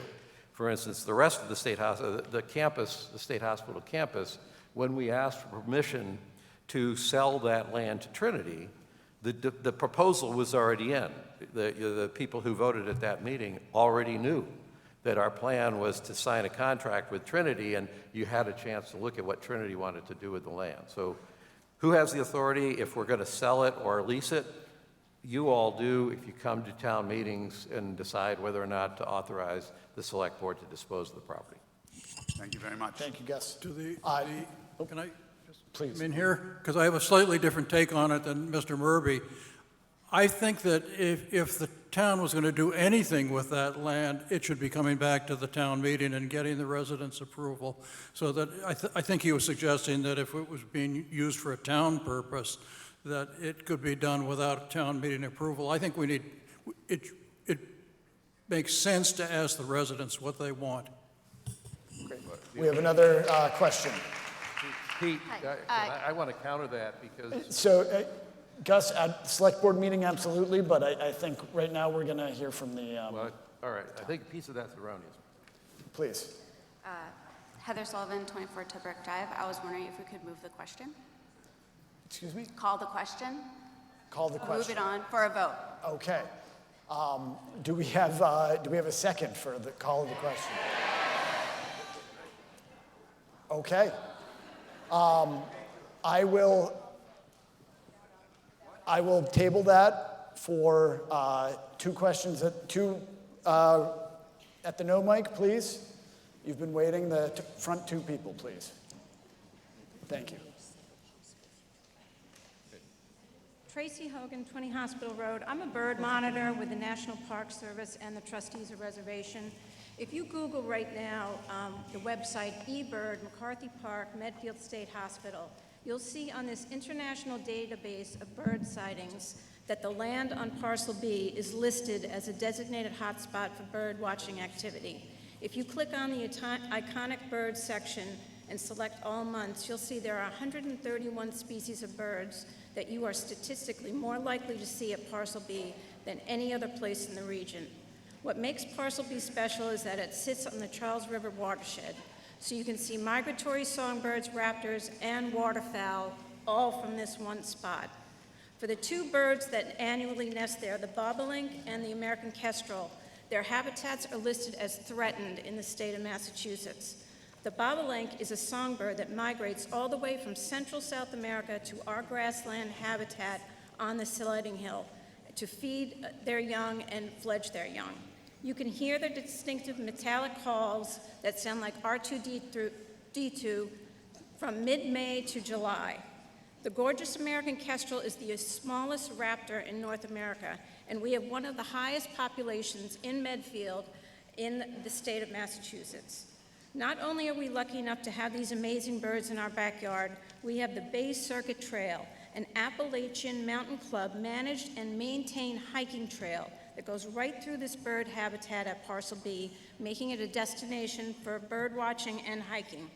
There is no mandate that we need to develop any part of Parcel B. So to pay consultants to find 12 acres to put a future building with parking lots and lights in a threatened bird habitat on a major hiking trail seems not like a good use of $50,000. Not Ma'am, only will I'll it ask you to please not finish up only your will it comment. destroy the best viewscape in Metro West Boston, it'll take away one of the most beautiful places that makes Medfield unique. Right now, we, the citizens of Medfield, are the only ones that can protect this precious environment from future destruction. Please vote no. Thank you, ma'am. We are going to take one more comment at the no mic. We're going to go to Gus for a quick 30 seconds, and then we're going to call the question, please. My name is Nicholas Tawa, and I'm a member of the Medfield Conservation Commission.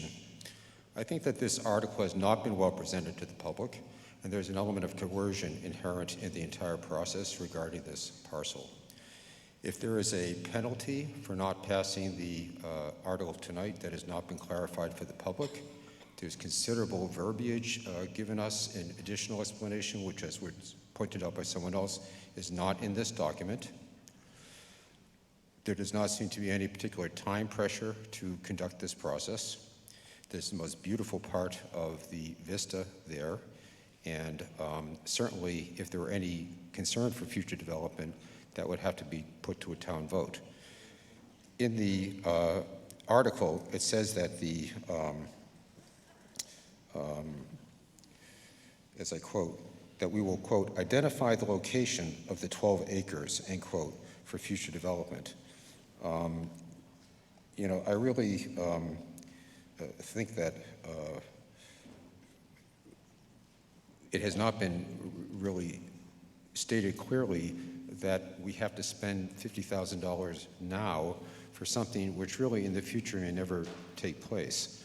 The idea that the entire parcel will be taken away from us certainly does not come in the article as written, and as I stated before, is sort of an element of coercion. So I would just say it's premature, and we should have further discussion, and at this point I would favor voting no. Thank you. Okay, we're going to go to Gus for 30 seconds, and then we're going to call the question. Gus, please. You know, the way you need to look at this is we bought a piece of property, we traded other open space for permission to be able to designate 12 acres on Parcel B for development.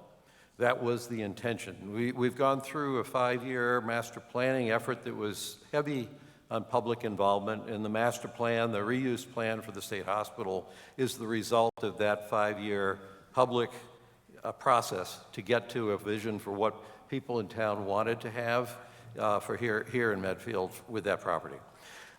It may be that the opinions and the views that have been expressed here fundamentally pushing for open space are, in fact, the most important priorities for people here in town. I'm not convinced that that's true because I know there's a lot of people in town who have an interest in things like a Parks and Rec facility or additional athletic fields. And so the issue here is what people really do want. We need a process that will get us there. This is simply a process to comply with the terms of the LDA to designate the land that would be involved, which will help people better understand what the project would be and where it's going to fall. Excuse me. Thank you, Gus. We are going to call for a vote on Article 23. This is a majority. All in favor, please say aye. All opposed? Okay, so we had a motion on the floor. We didn't vote on the motion to call the question. we did vote on the motion to call the question. You asked for a second. We didn't.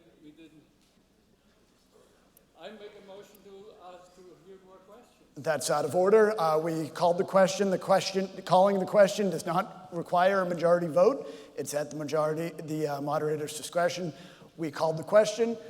We heard yeas and nays. I am unable to determine whether or not there is a majority vote. I will ask for a show of hands, please. All in favor of Article 23, please raise your hand. All opposed? I deem that a majority is for the article. Article 23 passes with the majority vote. We are going to move on to Article 28. Oh, excuse me. Hello.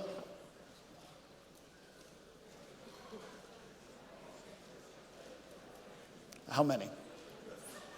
Yep, how many? How many are in the library?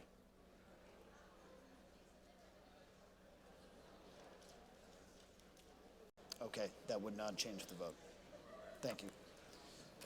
Okay, Article 28, reduction of town meeting quorum.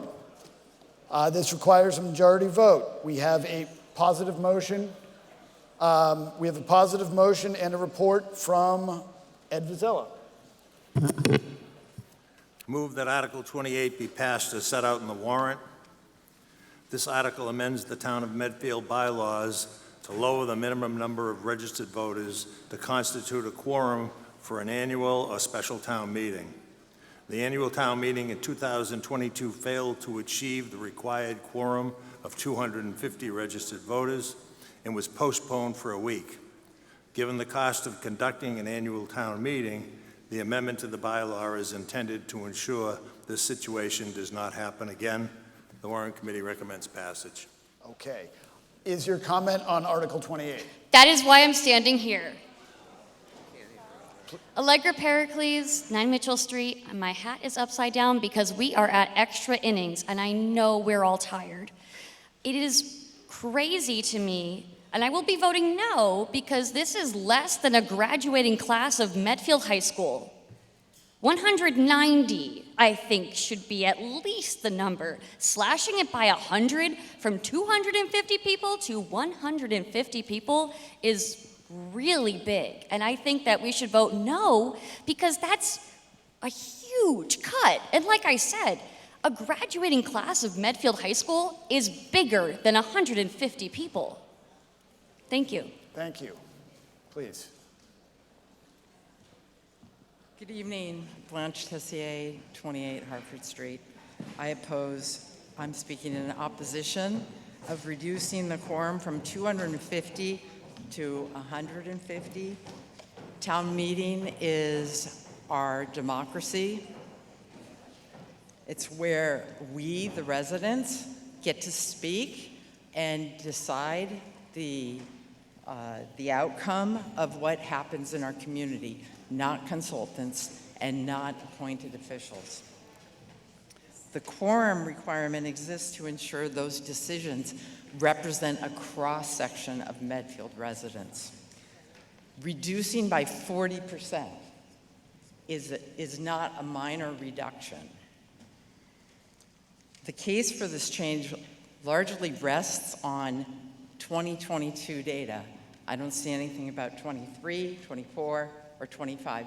That was during the pandemic, and I would say that that's not enough data, and clearly tonight we've resolved that issue. We have certainly more than 250 people here, and I say we vote no on reducing the quorum. Thank you. Thank you. We have a question at the mic. Hi, Elizabeth Eisenman, 3 Acorn Circle. I have a comment rather than a question. Is that all right? I think that we're asking the wrong question here. The issue isn't how big the quorum is. The issue is having these meetings at 7 o'clock on a Monday, where it's very difficult for parents of young children to come here and then stay until God knows when. I think that's the issue that we need to figure out a way to address, and I'm not claiming to have the solution to that, but I think that's the problem. So it's something we've certainly heard. We heard it at the forum last week. That would be a charter change, and I believe there will be a charter change committee at some point, and would encourage you to join. Thank you. We'll take another question, and then we'll go back to the no mic. It'll be quick. Hi, Connor Walsh, 39 Vinyl Road. So the committee report cites only one time that the town has failed to achieve quorum for town meeting. Are there any other examples? Great question. So we have some examples prior to 2021 where we had to hold the meeting and call everybody we know to show up to get the quorum. I'm happy to report that since 2022, people have been coming to town meeting. We've been averaging around 300. It seems very silly to be asking for this tonight when there were 1,300 of you in the building. And just to point out, the 150 is just the minimum for the meeting to start. It doesn't mean we're asking a maximum of 150. It's just to start the meeting with 150. So just, can you enumerate how many examples or how many instances this has actually happened? Because there's only one in the report you're alluding to examples. Can we get a count? I'd have to go back and look and see exactly what it was. 5 times, 10 times, 15 times? At least 5 times in the last 10 years, we've had to call people to come to town meeting to get the quorum. Thank you. But I do have a list, I can hand it to you, of the attendance of the last 10 years, if you'd like it. I'm sure the group would benefit, but I don't need it. Thank you. Sure. Please. David Temple, 300 South Street. I have been to more town meetings here, maybe than anybody else in the building. I don't know. I think I understand the intent of this to make it easier to hold the town meetings, but the problem that I see is that this if approved, this would make it. We've seen today 1,300 people come through the door on a particular issue that really hit their hot button. What I'm concerned with is that if you have someone who submits an article by a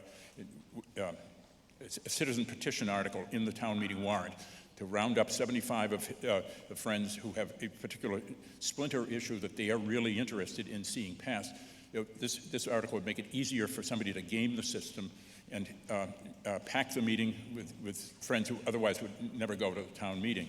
And this is not the way democracy should be. If it's that hard to get people to come to town meeting, I think we should consider going to a representative town meeting instead. Thank you, Mr. Temple. We will go to the no mic and then to the question, please.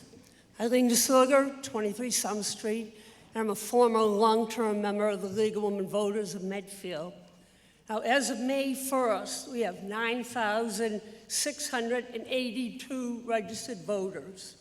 150 people is only 1.5% of all the registered voters in town.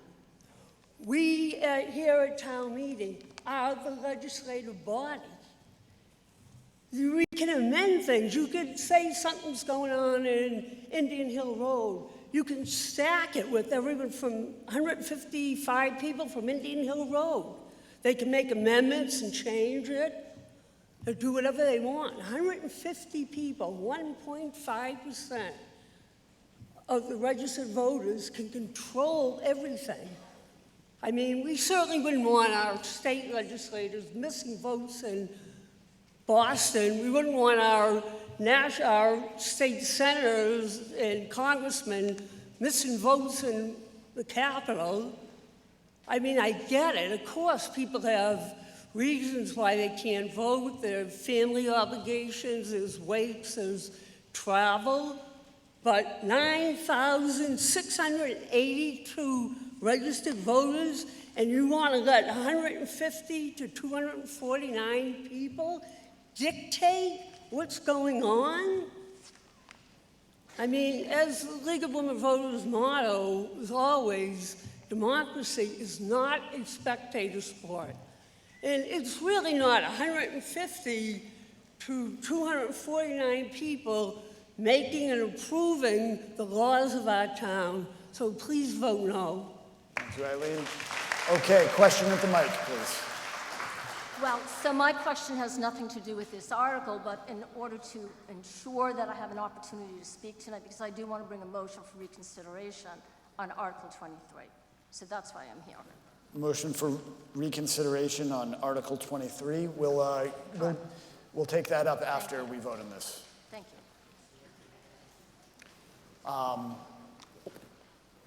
Okay. Question in the middle. Catherine Herb Zuber, 29 Maple Lane. I have a question regarding the article. In 2022, it failed to pass because it didn't have the number of people.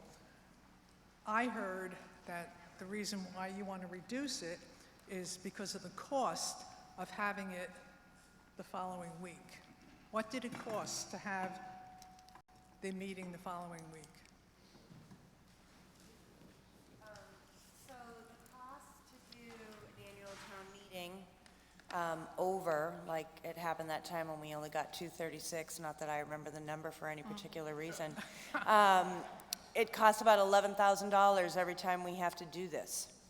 So that's to answer your question. Well, where did that $11,000 come from? I do not have an answer for that. Because it was not appropriated, it was taken, I believe, from the reserve fund that year. Okay. Okay, but I agree with what someone else said, that I think it's a disgrace to lower it to 150 when we have that number of people in the town who are eligible to vote. Last comment on this article, and then we'll take. Yeah, hi, George Lester, 28 Hartford Street. My comment is simply, yeah, I'm voting no on this because I remember that meeting, and I remember thinking clearly this was a problem of the town outreach to get people. There's a lot more places you can put signs. There's a lot more places you can do outreach to recruit people. And shout out to the Girl Scout troop that did a great outreach for tonight. And I honestly think the town has improved since then, because I've seen a lot more in the last few years we've had it. So I cannot support reducing the quorum to 150, because that just seems to open up an opportunity to not do the outreach and then go backwards in democracy. Let's move forward by keeping the quorum what it is. Okay, so we are going to call Article 28 for a vote. This is a majority. All in favor of Article 28, please say aye. All opposed? No. I deem that the article does not carry. We have a motion to reconsider Article 23. Do we have a second? Okay. All in favor of the motion to reconsider Article 23? That's a 2/3 majority. All in favor of the motion to reconsider, please say aye. Aye. All opposed? I'll ask one more time. All in favor of the motion to reconsider, please say aye. Aye. All opposed? Nay. I deem that it is not 2/3. It is not reconsidered. We move on to Article 37, dog access to town-owned property. This is a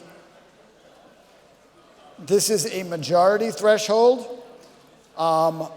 We have a positive motion from the Warrant Committee. We also have a majority and a minority report. So I'll ask for the positive motion first. Move that Article 37 be passed as set out in the warrant.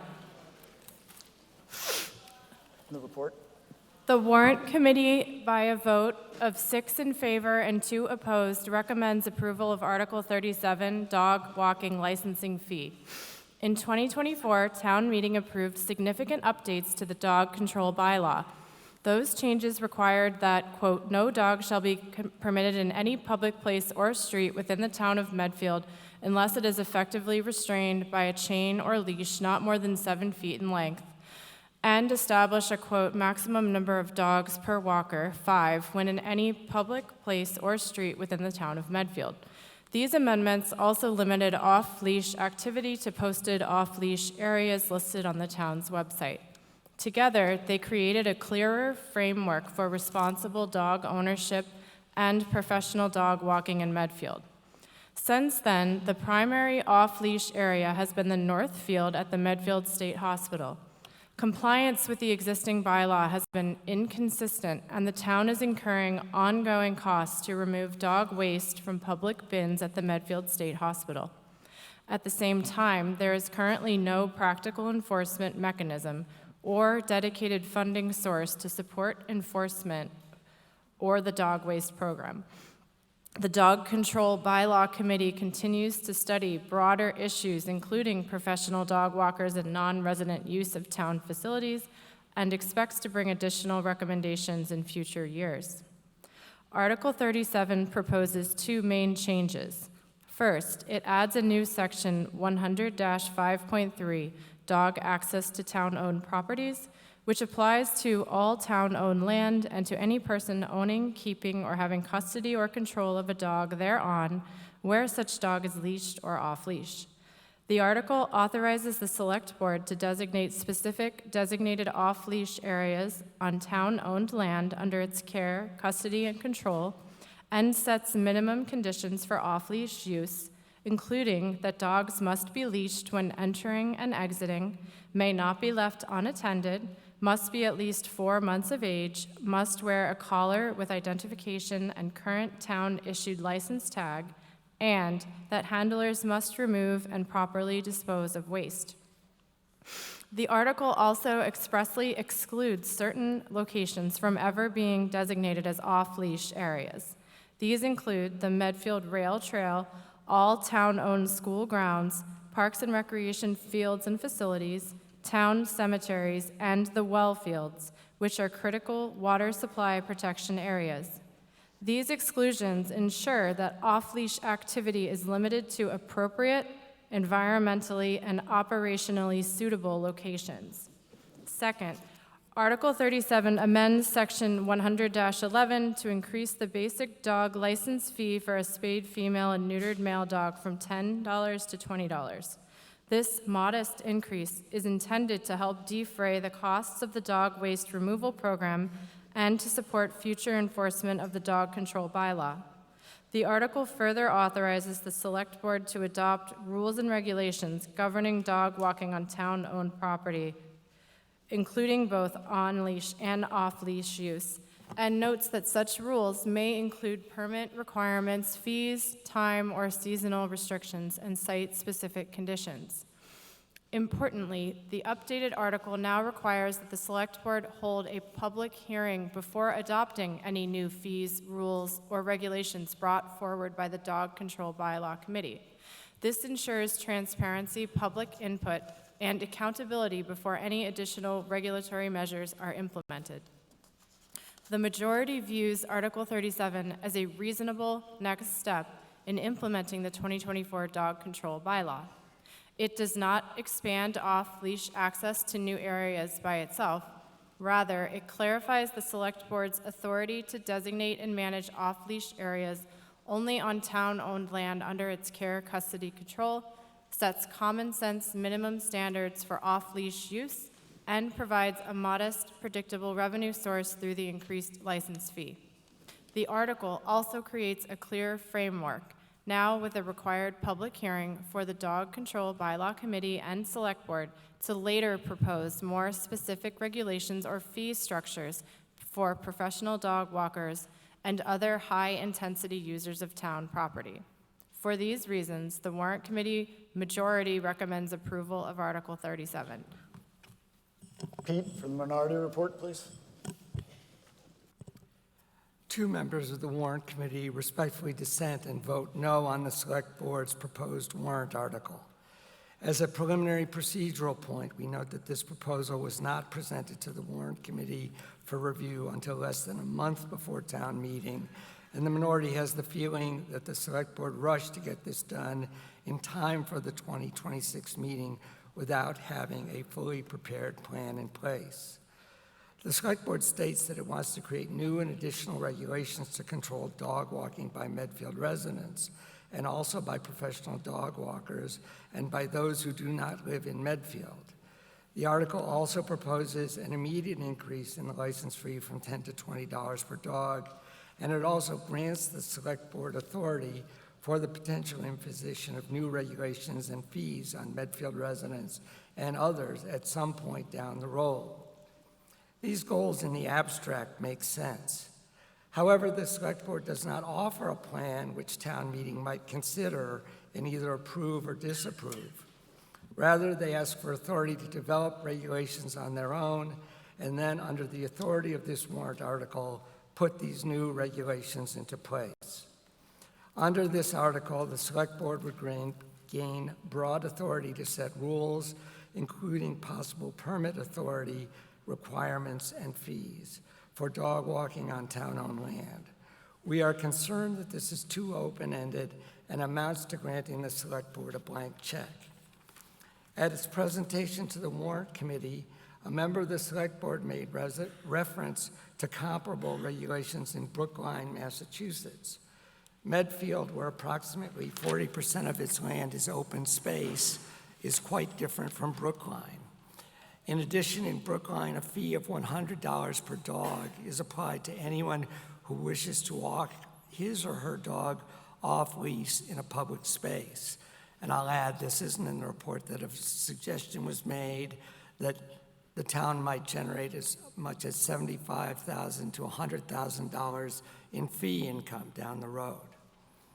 We are not saying that the Select Board would seek to impose comparable fees here in Medfield, but we do not know what kind of regulatory or fee structure the Select Board contemplates and what they might impose under the authority of this proposed warrant article. Following the 2024 changes to the dog control bylaw, this article would further expand the Select Board's regulatory authority and potentially increase license fees. We believe that the best course of action is to prepare a regulatory and fee scheme on these issues and present that to a future town meeting, at which time the town meeting would have a more informed basis to vote for or against this warrant article. We respectfully recommend a no vote on this article. Okay, before we go to the yes mic and then to the question, I want to note that it is 10:45, and under the charter, town meeting is to end at 10:45 unless the moderator deems that town business can finish within the subsequent half hour. I think we can get there. I have a lot of faith in town meetings. So we are going to go to the yes mic first. I ask that everyone please keep your comments brief. My name is Frank Moran. I live at 19 Partridge Road, Medfield, and I am actually the chair of the Dog Control Bylaw Committee. So I won't take long. I only have about 20 pages here. Just kidding. The Dog Bylaw Committee recommends approval of Article 37 to grant the Select Board, with feedback from residents through public hearings, which I think is important, greater flexibility in implementing a more robust dog control program. A more robust dog control program would do several things. It would more clearly define on-leash, off-leash, and no-dog areas. This would help to ensure both dog owners and non-dog owners alike can better enjoy town-owned open spaces. It would improve signage, communication, and dog waste management throughout town without significant increases to town budget. It would support better maintenance of designed off-leash spaces, allowing dog walking throughout the year in the designated off-leash areas, avoiding having folks move to areas that they shouldn't be walking in. It would strengthen enforcement of existing bylaws through clearer dog control rules and added focus. It would potentially include contributions from non-residents and professional dog walkers who currently utilize Medfield open spaces to walk dogs on and off leash. And in closing, the Dog Control Bylaw Committee continues to work in conjunction with dog owners and non-dog owners alike in an effort to ensure all users of town-owned property are able to enjoy our public and open spaces. Thank you. We have a question in the middle. It's actually a comment. I'm Debbie Barrow. I'm 10 Copperwood. I'm chair of the Conservation Commission. I just want to note for you all that Concom has care, custody, and control of about something between 40 and 50% of your open spaces, and that this dog leash, off-leash regulation does not apply to Concom property. I don't think the article is intended to do that, but the way that the article is written, it talks about town-owned land and town-owned land under care, custody, and control of the Select Board. So just bearing in mind that there are a lot of open spaces where this is not going to apply. Thanks. Thank That's you. all. At the no microphone, please. Yes, I'm Hillary Zivin, 11 Elm Street. I'm speaking as a dog owner, and for many of the pet owners I know in Medfield. We have 2,000 licensed dogs in Medfield and 12,000 people. That's about one dog for every 6 people, and I would guess maybe 1 or 2 dogs in every 2 or 3 households. And so we have a lot of dogs in a small town. So I know all of us in Medfield, dog owners and non-dog owners alike, want to enjoy our open space without menace from unruly dogs or their poop messing up our fields. And I understand, having lived here for 35 years, and seeing that has gone from a rural community to a suburban community, that our woods and fields have turned really into beautiful neighborhoods instead, and we all have to learn to live together and enjoy them. I speak in opposition to warrant Article 37 based on two things. One is the process by which it came about, and the other is the substance in the warrant. About the process, the Select Board sanctioned a dog control committee that met for about a year in 23-24 and came up with the proposed improvement to the Section 100 bylaw that we just heard about that improved it quite a bit. This hardworking group of our neighbors met every 3 weeks to try to understand and solve the issues arising between a small group of badly behaved dogs and their negligent owners.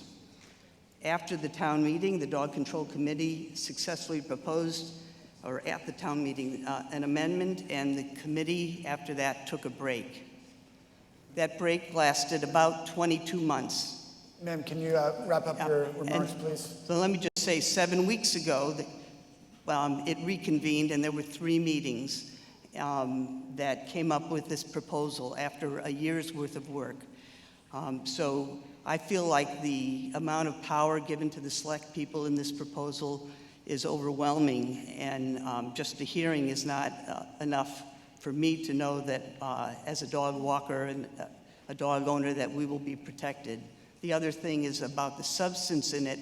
There are a couple of things that are unbelievable. Ma'am, I'm going to have to ask you to please wrap up. Yeah, simply that they won't allow 4-month-old puppies to go into the town areas, and they don't want well fields, and all of our open fields right now are in well fields. So it eliminates the town. Thank you. We'll go to the question mic, please. Yes, thank you. Jack Rose, 4 Remsen Ave. My question is this. I would like to propose an amendment to this article, a very quick, easy amendment that I might solve some of the issues that people are talking about. And is this the proper time to do that? Please. Okay, my amendment would be in section B3, revocation. The sentence reads, the select board may revoke the designation of any designated off-leash area at any time, period. I would like to add, after a notified meeting is held to seek public input. And I have all the trust in the present board on doing the right thing. But this is opening it up to board members who might not be dog lovers, not considerate, whatever. So this is a simple amendment that might help in some way, and it's not changing your authority in any way either. Okay, so we have section B3, after revocation, at any time. You want to add what word, sir? After any time, I would like to add, after a notified meeting is held to seek public input. After a notified meeting? After a notified meeting is held. Is held? To seek public input. To seek public input.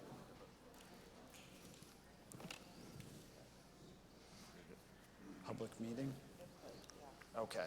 Can you, so Yep. after, at any time, it says after a notified meeting is held to seek public input. Correct. Okay. So we have an amendment on the floor to add those words to the end of section B3 after the words at any time.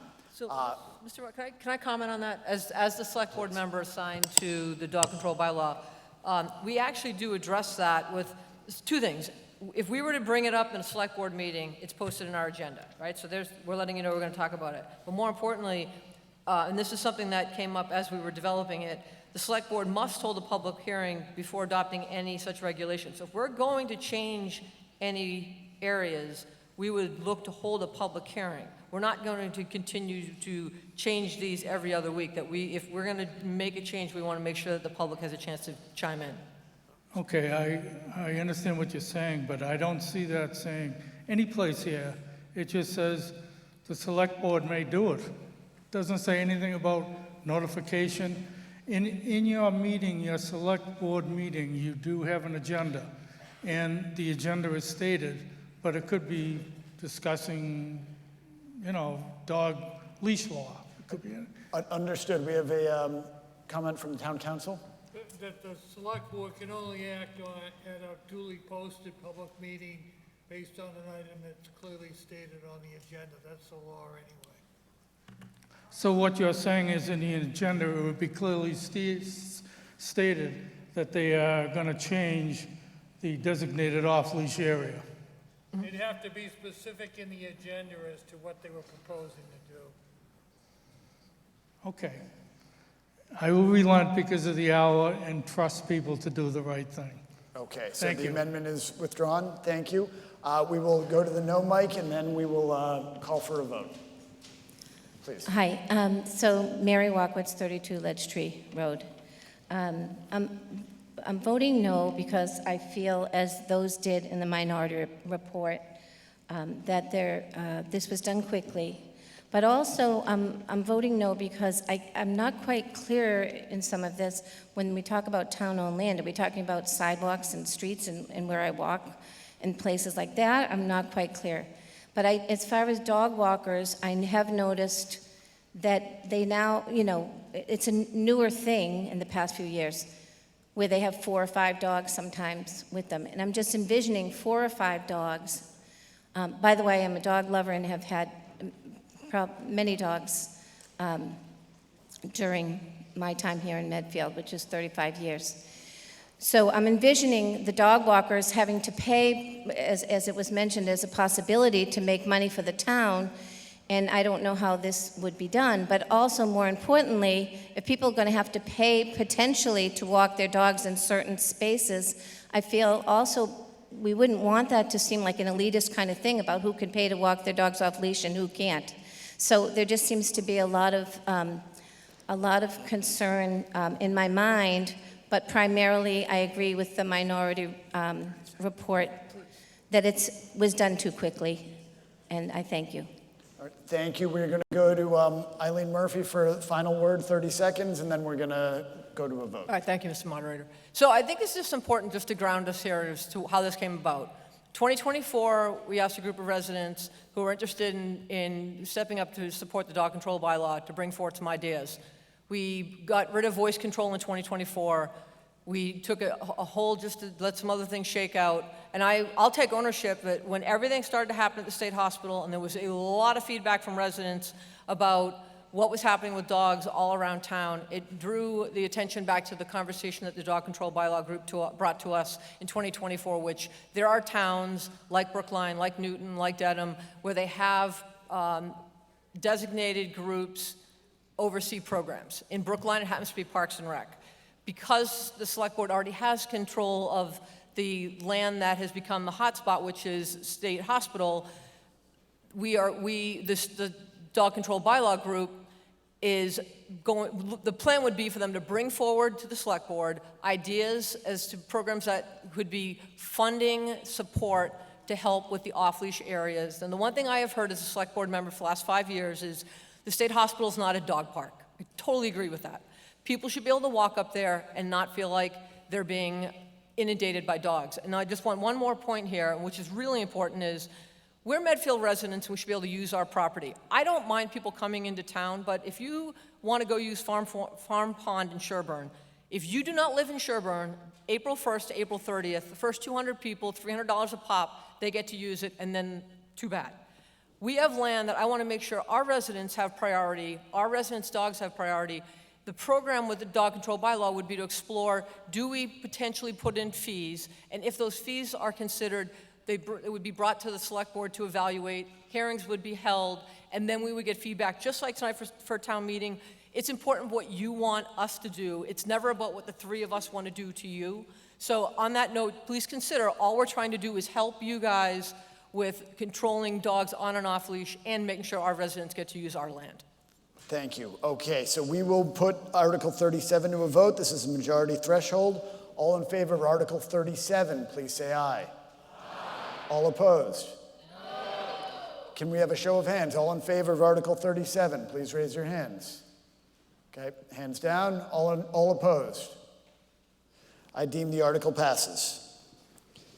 Article 36, which is a citizen's petition, feasibility study for intergenerational community center. We don't have a positive motion from the warrant committee, so we will go to the yes mic for the positive motion, and then we will go to the warrant committee for a report. Hi, everyone. Pete Saladino, 21 Boyden Road. Move that the Select Board direct the Permanent Planning and Building Committee, as established in the Town Code Section 1021, to oversee a feasibility study for the design, site evaluation, and eventual construction of the Intergenerational Community Center as envisioned in the 2020 Townwide Master Plan at 124 North Street, the site of the FAF Center. This shall include procuring, contracting, and managing the services of a project manager and a designer architect specifically to conduct the feasibility study for the community center, and that the feasibility study shall include a detailed needs assessment, a programming analysis for all generations of Medfield residents, preliminary cost estimates, and multiple public forums to solicit feedback on the center's proposed size, location within the 124 North Street site, and the functional requirements, including indoor and outdoor activities, before proceeding to a conceptual design. The conceptual design should define maximum functional and financial synergy with the new Dale Street school design, including shared access roads, parking fields, utility connections, and drainage systems. Actual construction is contingent on a future affirmative town meeting vote. And to direct the Parks and Recreation Commission to spend the current balance of $110,080 remaining unspent from the Parks and Recreation feasibility study article approved at town meeting in 2018, as well as the current balance of $1,000 remaining unspent from the Parks and Recreation feasibility study article approved in 2016, for a total of not more than $111,080 with no newly appropriated funds. We don't have a positive motion from the warrant committee. The report from the warrant committee, please.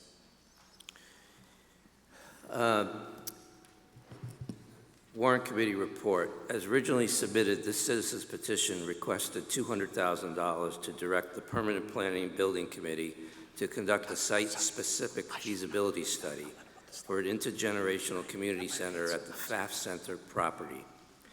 Over the past decade, Park and Rec has undertaken multiple planning efforts, including a 2016 fiscal feasibility study and the subsequent Abacus feasibility study, which evaluated several potential sites, such as FAF, Hinckley, Metacomet, and Parcel B at the Medfield State Hospital. That study was paused when the town entered an MSBA process for the Dale Street School, and no preferred concept or site was ever selected. The current Park and Rec Commission has prepared to update the fiscal feasibility study and resume the multi-site evaluation to identify a preferred location and program. This petition conflicts with the town's required process for initiating municipal building projects. Under Medfield Town Code 10-21, a project must be initiated by the user department, reviewed by the Select Board, and formally referred to the Permanent Planning and Building Committee before feasibility work begins. For a FAF-specific project, these steps have not occurred.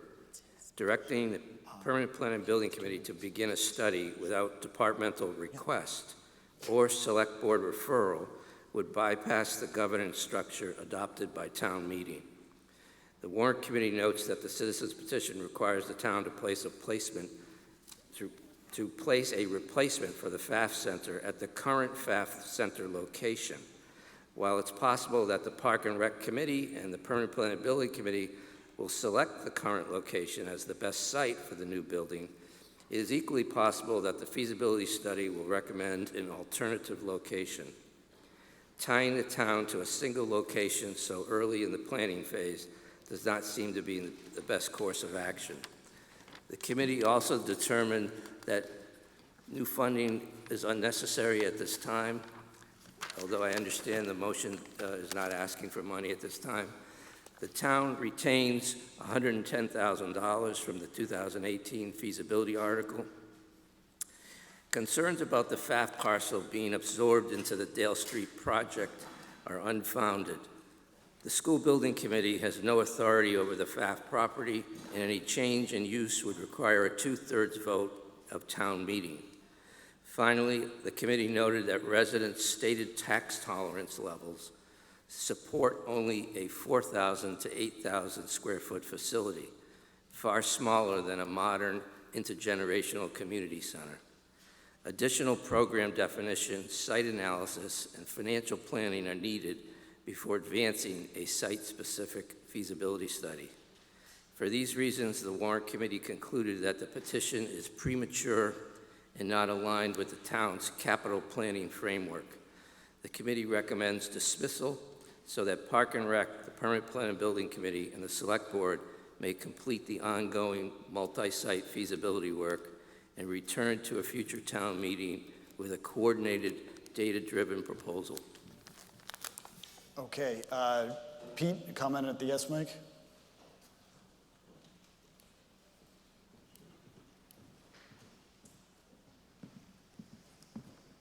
I would just like to say that I think there'll probably be some comments about how we need more time, about other things should be considered.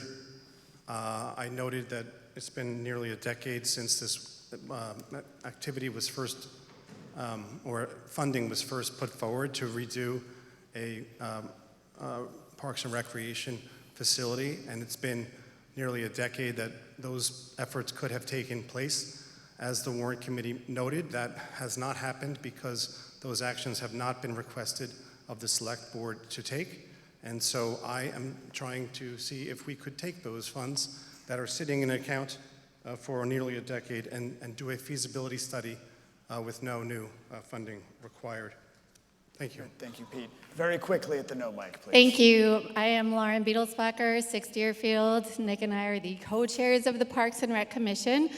We were not consulted about this petition, and we are planning on spending the $111,000 in a good faith effort for a feasibility study.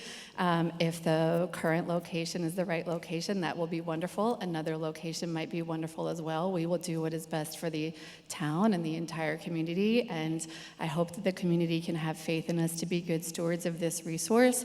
The reason that we have not continued on with the feasibility study is because of COVID, and then you may or may not be familiar with some other things that happened at Parks and Rec over the past few years. We are full steam ahead with the feasibility study. We will do all of the appropriate things. We are committed to doing the things that are the best for the entire community, and we just do not support this motion because it's unnecessary. Thank you. Nick, fair to say same? Okay, great. He's my pit crew, my support staff. All right, we are going, this is a majority vote. One more at the no. Jerry Kazanjian, 77 Granite Street. I believe that Trinity promised us a community building, community room at the state hospital. I know I asked for it for the scouts, and she said, yes, we'll have a room for the scouts and the community to use. So wouldn't that take care of it? No, so that's a community building for the residents who live at Trinity, who are going to live at the Trinity she lied to development. me? No, she didn't lie to you, and she has a Boy Scout building for you as well. All right. This is a majority vote. All in favor of Article 36, the citizens petition, please say aye. All opposed? I deem that the article does not pass. We are left with Article 38, free cash. I will leave it to our chair. I recommend dismissal. It's not needed. All in favor of dismissal? All opposed? I deem the town meeting is dissolved. Thank you very much for your patience.